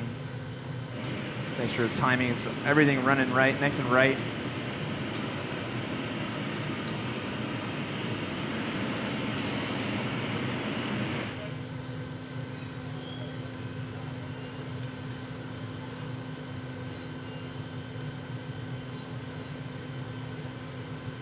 Now the piece is also growing in size, and so does that reheating chamber. So you'll see us open and close those doors a lot now. One, we want to keep the doors shut because it keeps the heat in there. But two, if you got the door shut, you can't get back out of the reheating chamber. So there's many sets of doors on there. 3 sets. When that third set of doors open, it's very, very hot.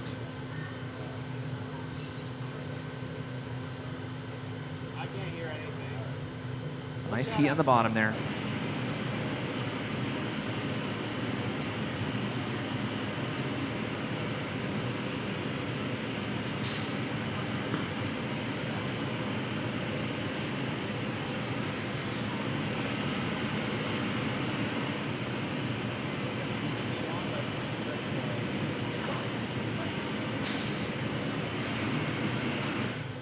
Stretch the two. He's attached the two so he can stretch both of them at the same time.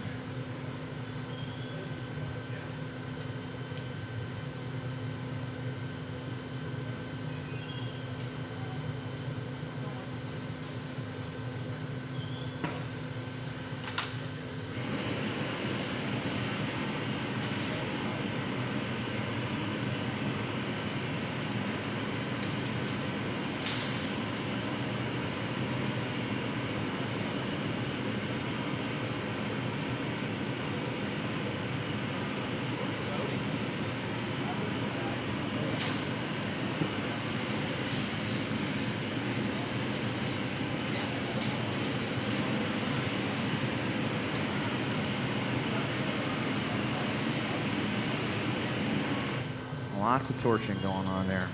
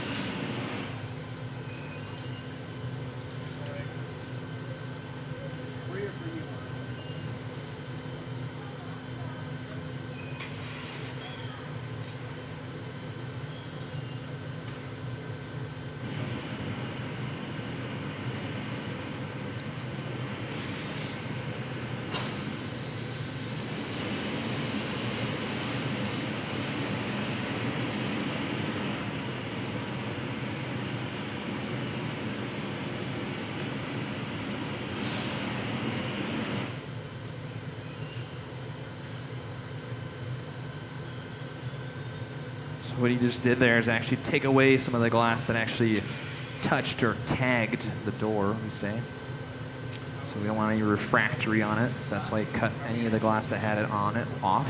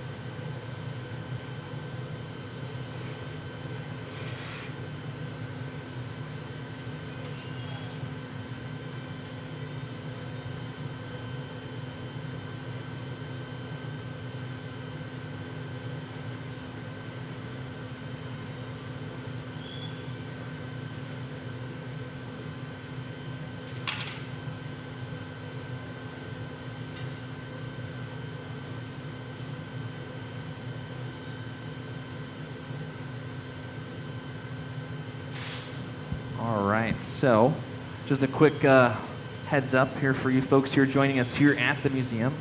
So the museum closes at 8, so they'll lock these doors at 8 o'clock. You're more than welcome to stay, but to exit, you have to walk around through the gift shop and exit that way. So we'll help direct you to you if you have any questions later, but just the FYI.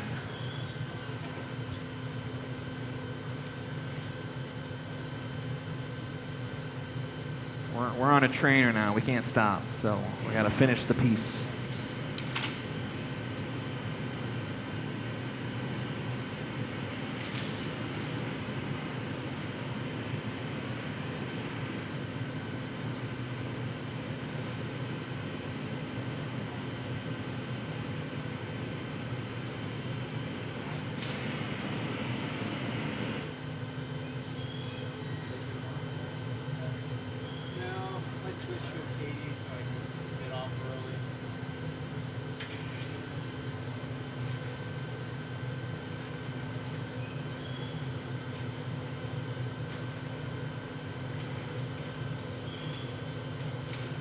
Again, giving us some more heat on that bottom. There is adjusting those final adjustments to the gesture.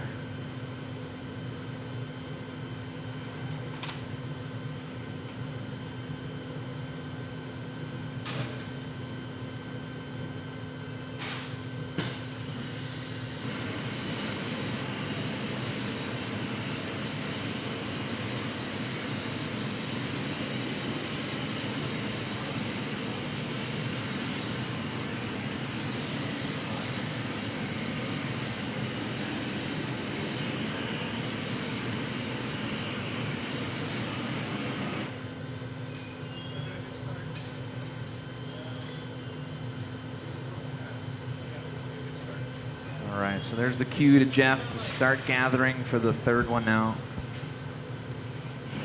Dane's been over here just flashing the stem on the third leaf.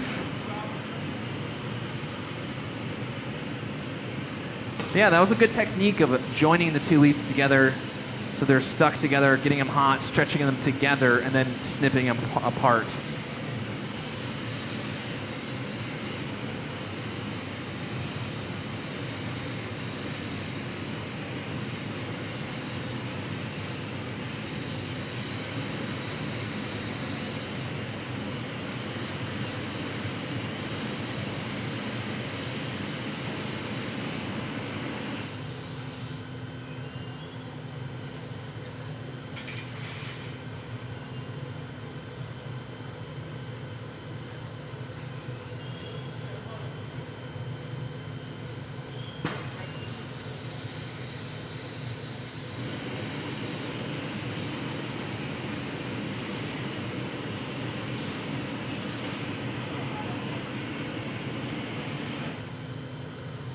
Okay.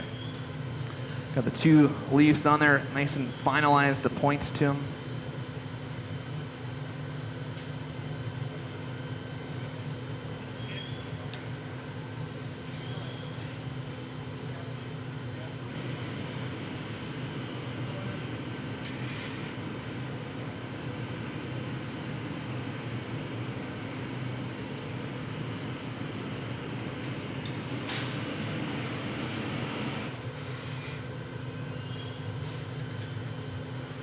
All right, so there goes Jeff, the final gather for that leaf.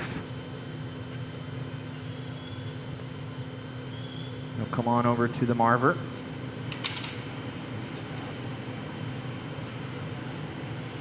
Martin will lay it in a certain manner. He just holds it straight up and down, and it'll flow right off the iron and make a cookie foot, we call it. He's trying to set it up the best he can to be a leaf. So grabs his wet paddle, flattens it.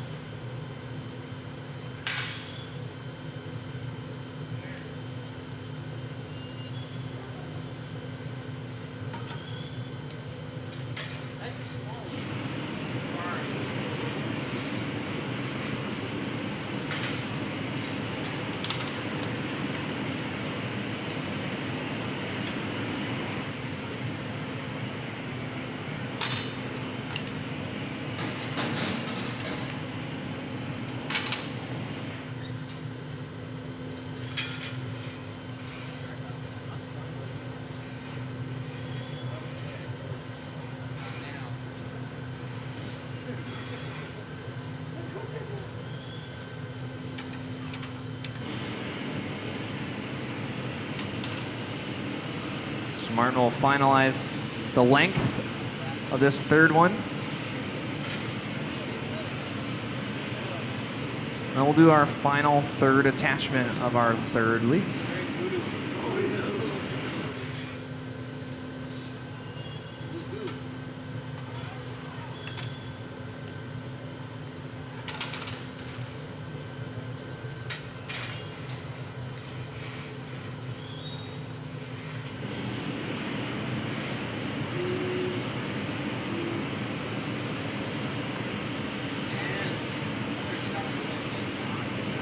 Nice and hot.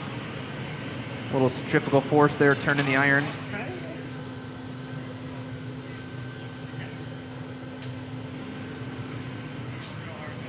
Again, you've seen a real master at work here with the material.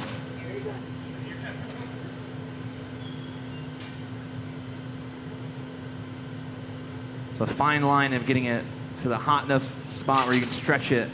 You get it a little too hot, it's just too hard to control. So you can see a lot of skill at play here. You want the leaves first, right? Yeah. Kind of like a one at a time thing. You can put like 5 bunch on there. Yeah. Okay. I'll start stacking them. I'm just see you for a second. I gotta fix the piece before I put it on. Say again? I'm gonna do this too so I can fix it before I put it on.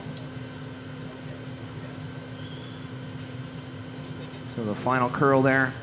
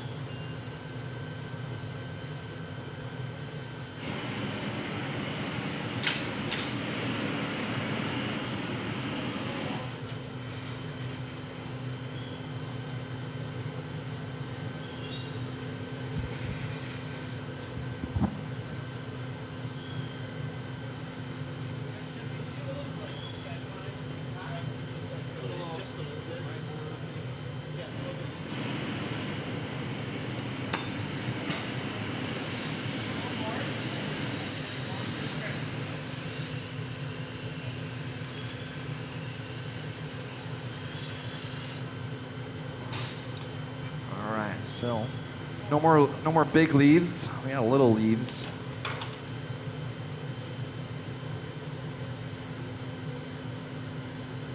So Jeff over there has cut a jack line into that third leaf.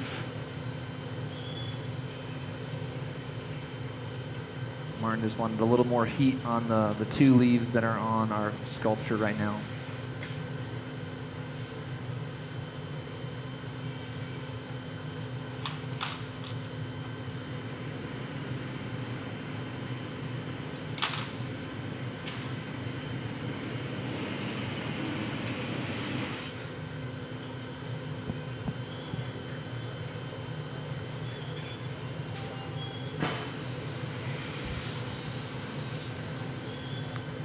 So any vibration too, you know, if Ross sets that down just too hard on the rails or on the yoke, if we bump it going back and forth, all those little vibrations are a risk of anything popping off.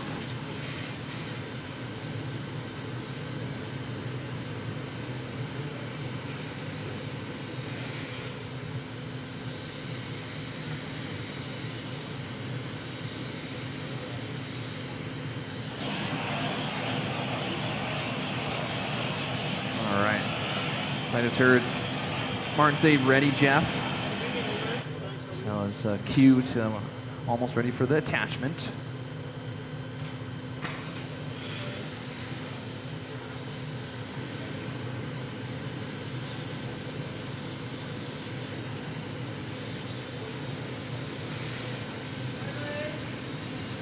All right, so here goes leaf number 3.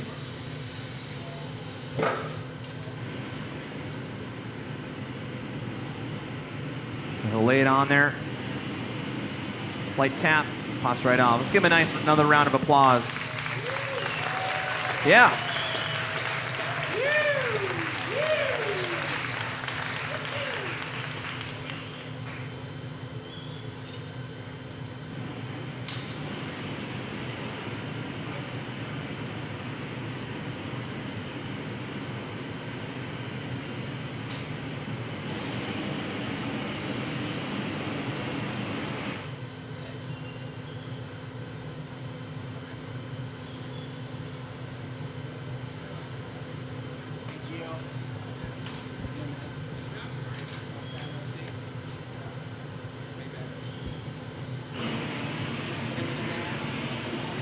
So torches are working overtime now. Lots of torching.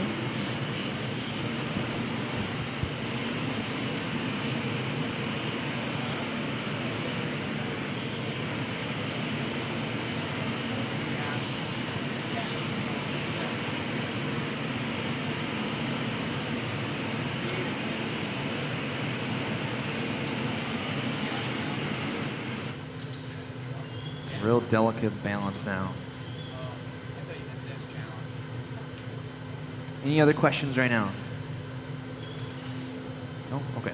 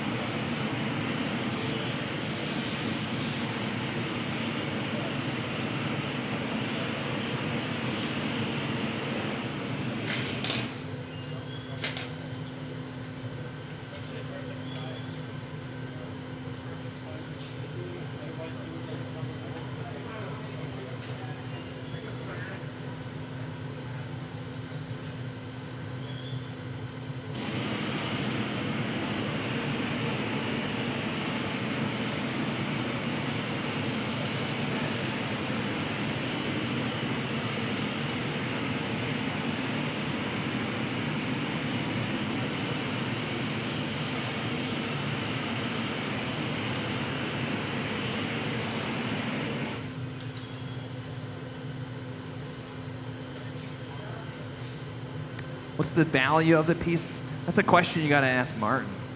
I don't know. It's a lot of time, a lot of materials. A lot of labor going into this. So Martin is a really well-known artist around the world. A lot of pieces in a lot of galleries, a lot of collections. Yeah, that's a tough one to ask. It's, maybe we can ask him when we're finished.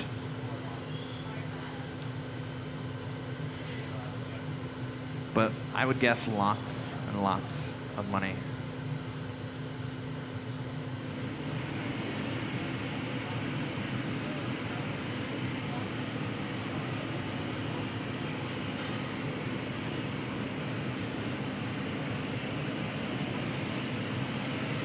We're pulling that final leaf.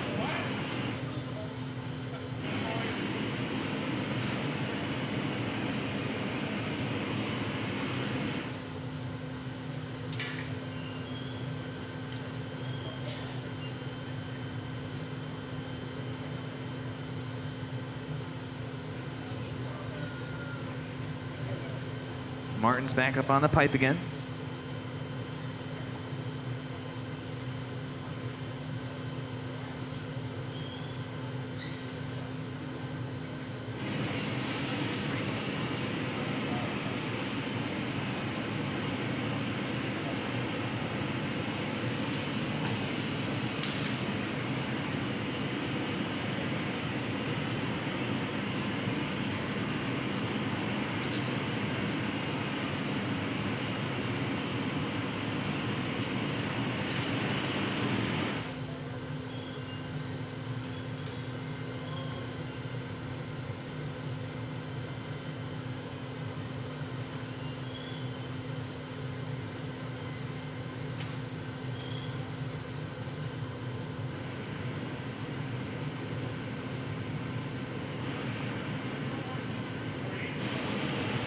Just add a little more heat on those leaves so you can adjust them.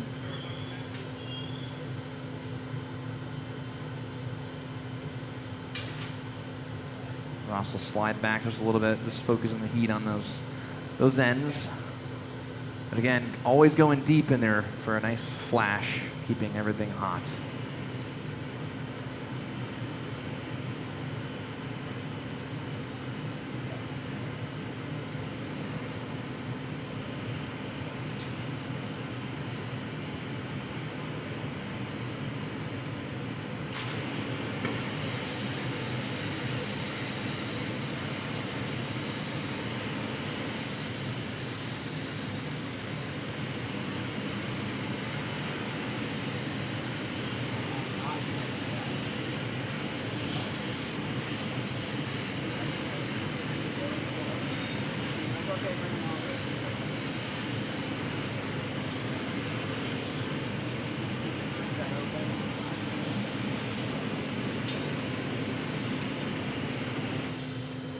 Nice camera work there.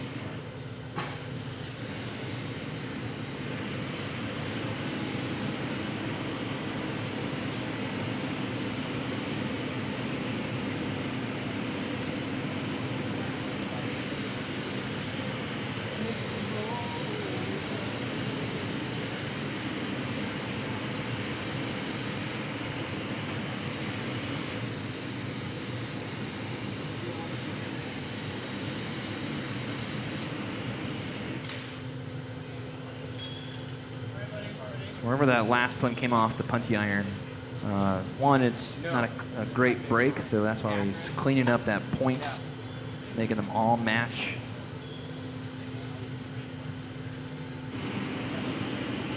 Okay.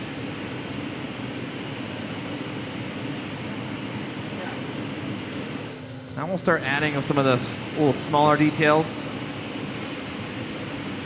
Jeff is gonna come on over from the garage, where we have some parts that are already pre-made, and Martin's gonna stick them on to the surface.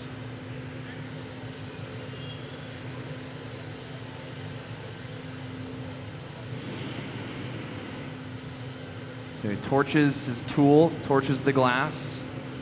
This tool's already been torched prior to this a little bit.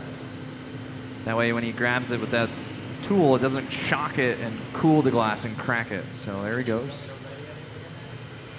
Some small, delicate flowers, or sorry, leaves.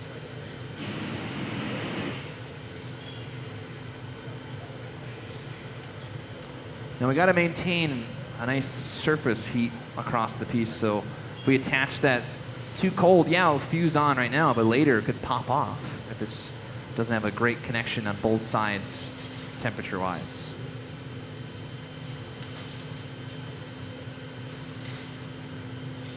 So leaf number 2. Small leaf number 2.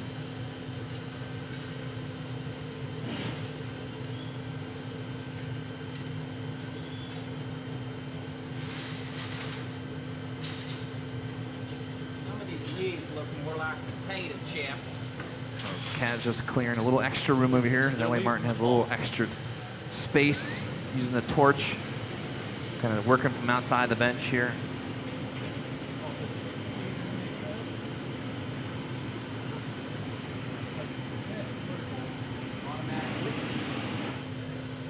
All right.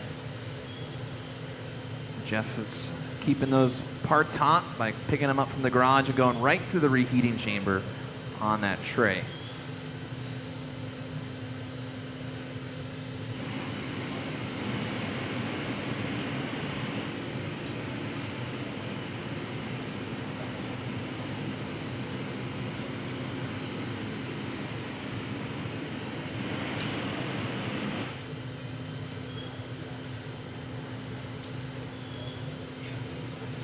So this is kind of like just hot assembly right now. Assembling the parts together.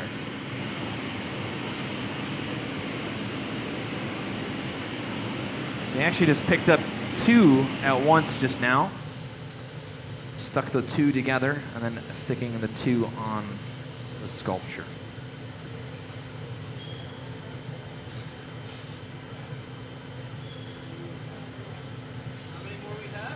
Million.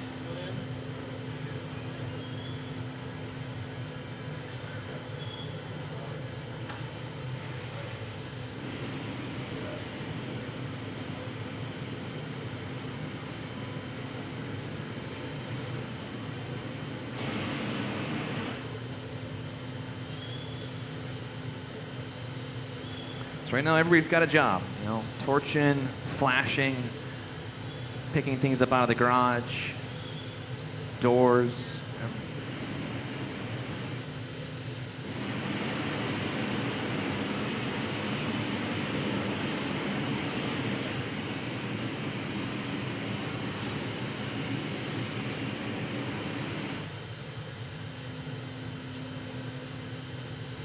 Benjamin. Benjamin? Some excellent turning by Ross again up there. Oh, okay. Why don't you get the flower, everything kind of scooted over here? Flowers, leaves, all that there.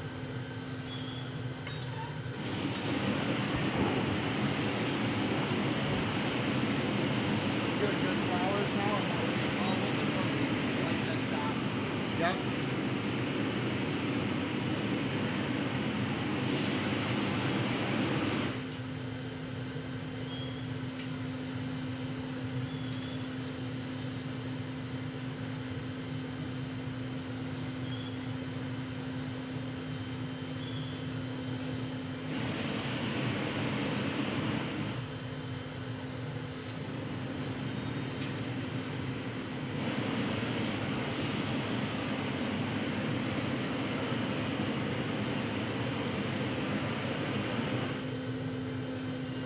Any questions right now? No? Okay.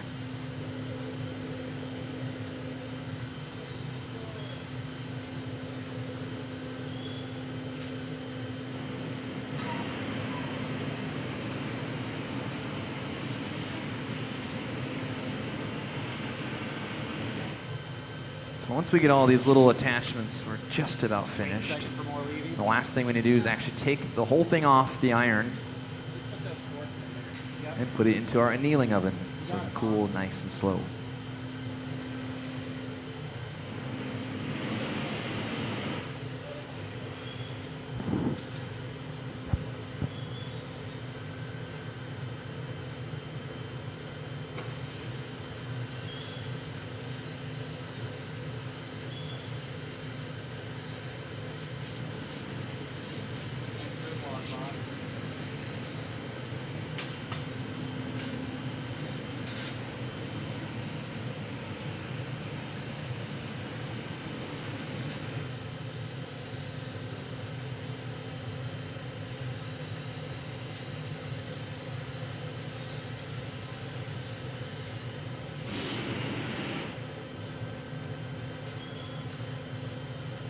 Looking pretty great, guys. That's it? No, there's lots more.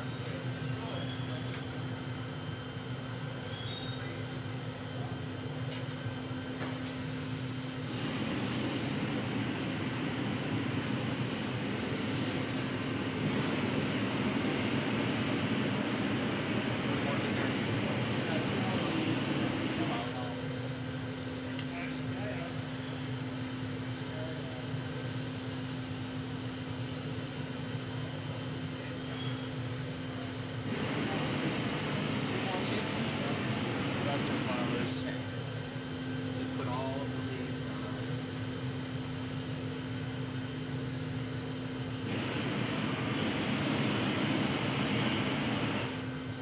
Hey Mark, do I want the flower heads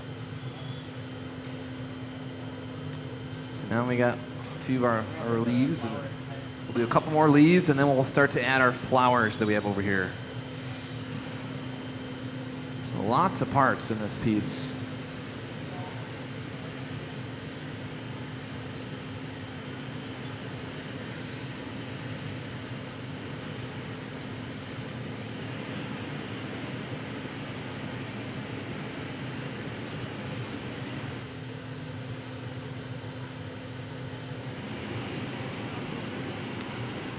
So right after this, we'll have to go right to a flash. Been out of the reheating chamber a long time.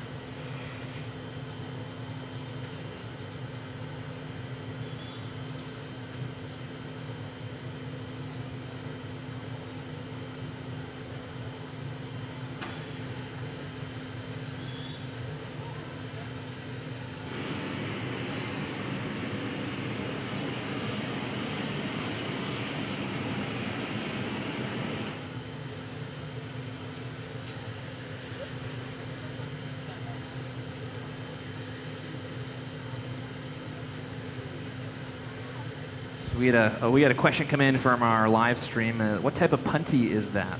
That's known as a three-prong punty. It's a sculpture type of punty for working on a delicate object. 3 points of contact. There's actually a four-prong punty as well.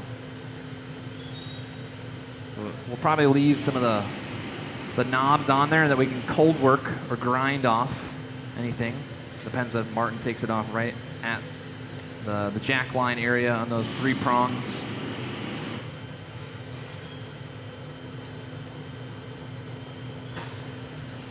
So you notice that Martin was just shaking that glove. The downfall about wearing a glove is the glove will stay hot. And then your hand gets a little hot because that glove just stays warm. But being very near the glass like that, applying those little details, your hands are very close to that temperature.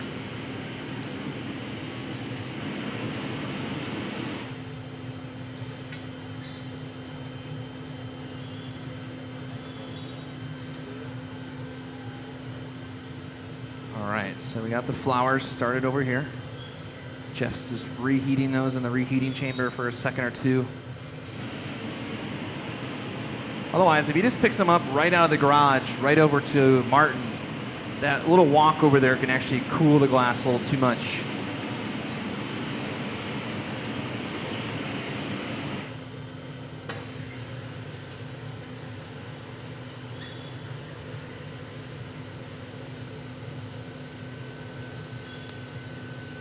Saw Martin just run his finger right over the glass, wiping off any dust or residue.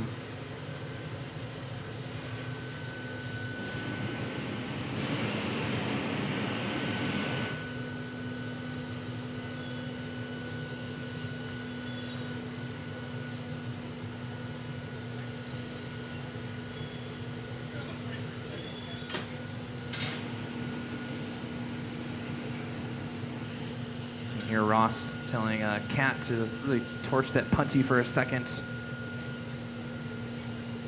And then a quick flash back to the reheating chamber.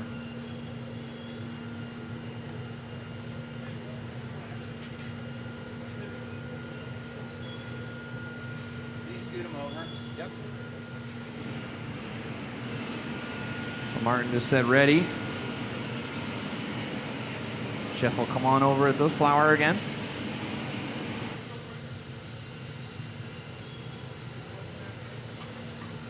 So Ross just said, quick flash, I'll be right back. He's right back to the bench. Martin's got that already spot heated. And apply. How many more are there? 4. So we have 4 more after this one.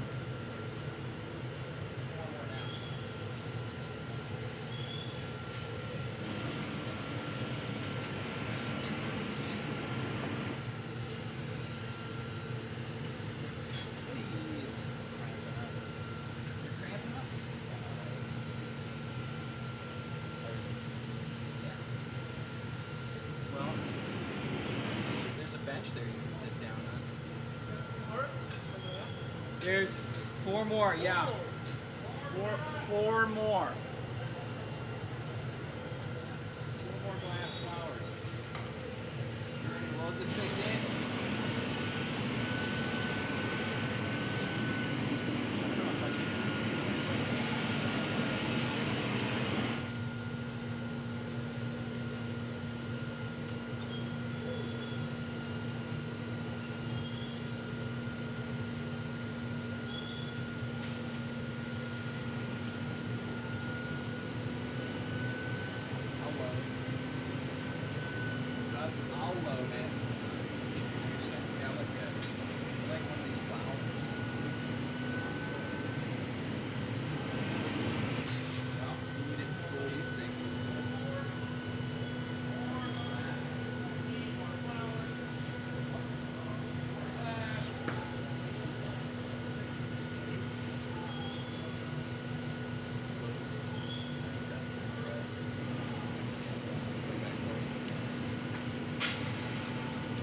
Jeff, let's put some more flowers on that.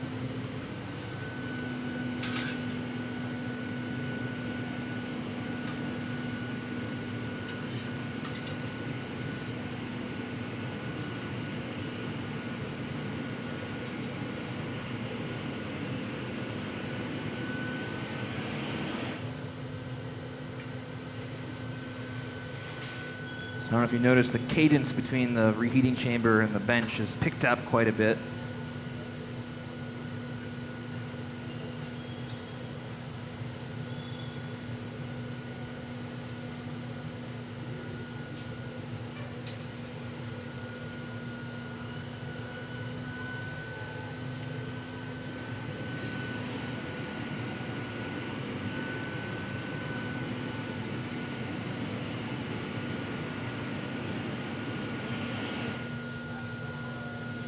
All right, so Jeff just brought over the last flower here. We'll do one more.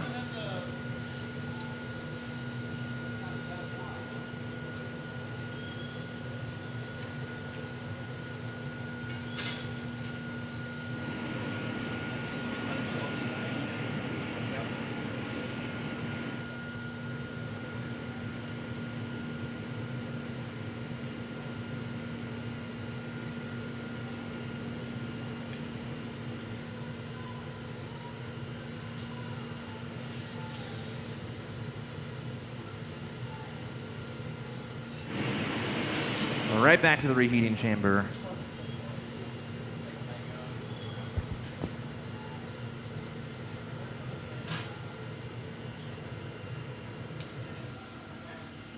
we're going over there downstairs. Not actually downstairs, but.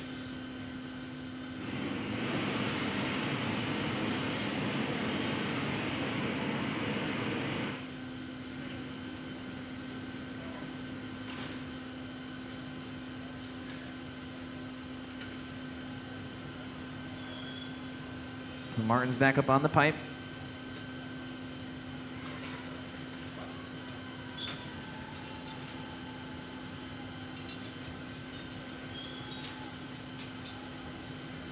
So we're just about finished with this piece. Jeff's going to suit up here in just a moment. Put on a little bit of protection equipment so he can actually go into the kiln or annealer to physically put the piece of glass down inside there. Going in a 900-degree annealer, if you got anything exposed, it's very hot. So Jeff will suit up in our space suit, it looks like. The old silver suit. And he's got some special gloves made out of Kevlar. He can physically hold on to the glass.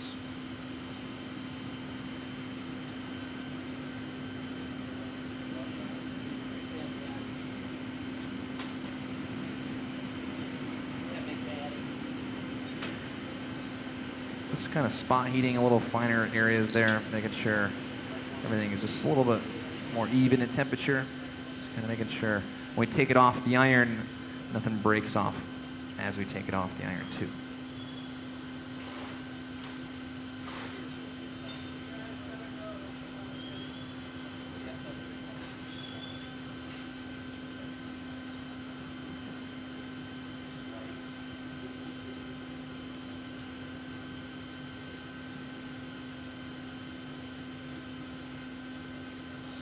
Always want to do as much as you can to it.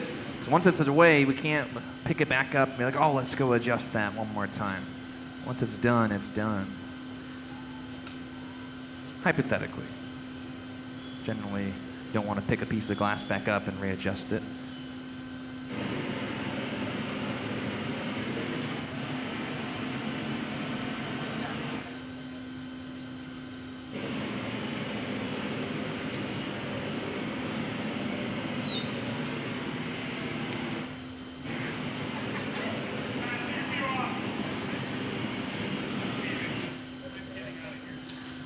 So we're just kind of building temperature back up a little bit. We call flashing down the piece.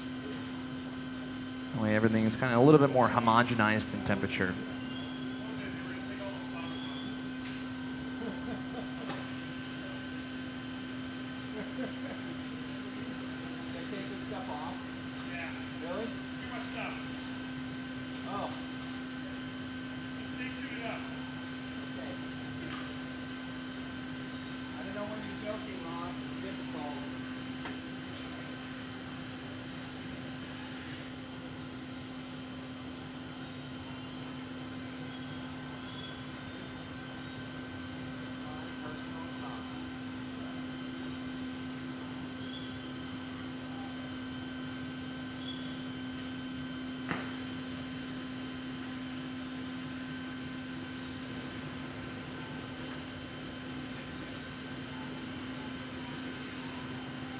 So checking for movement there.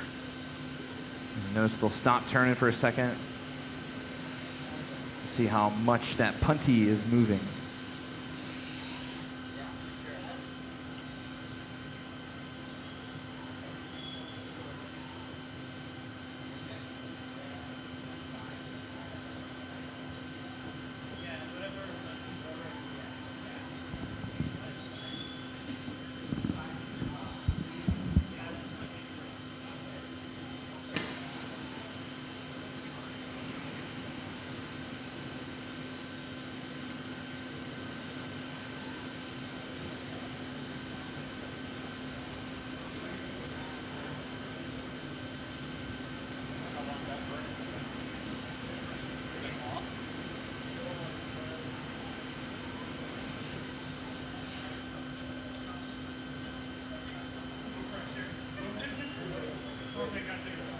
All right, so he's really warmed up those three-prong punty area.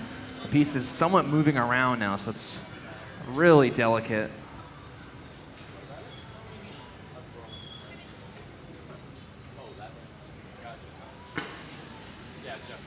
All right, so Jeff is fully suited up now. Gonna warm the gloves up. Those gloves are cold and they go grab that glass. It can actually shock it and make it crack.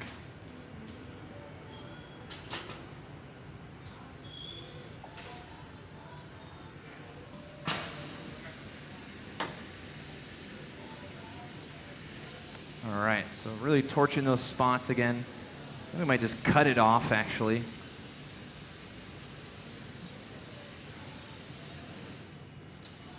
So grab it, he'll snip, cut, and cut. And it's off, there it is. Yeah. And away it goes to our annealing oven.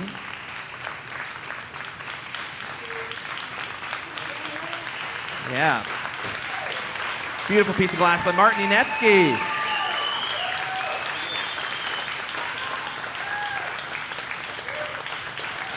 Great job, some great teamwork up here.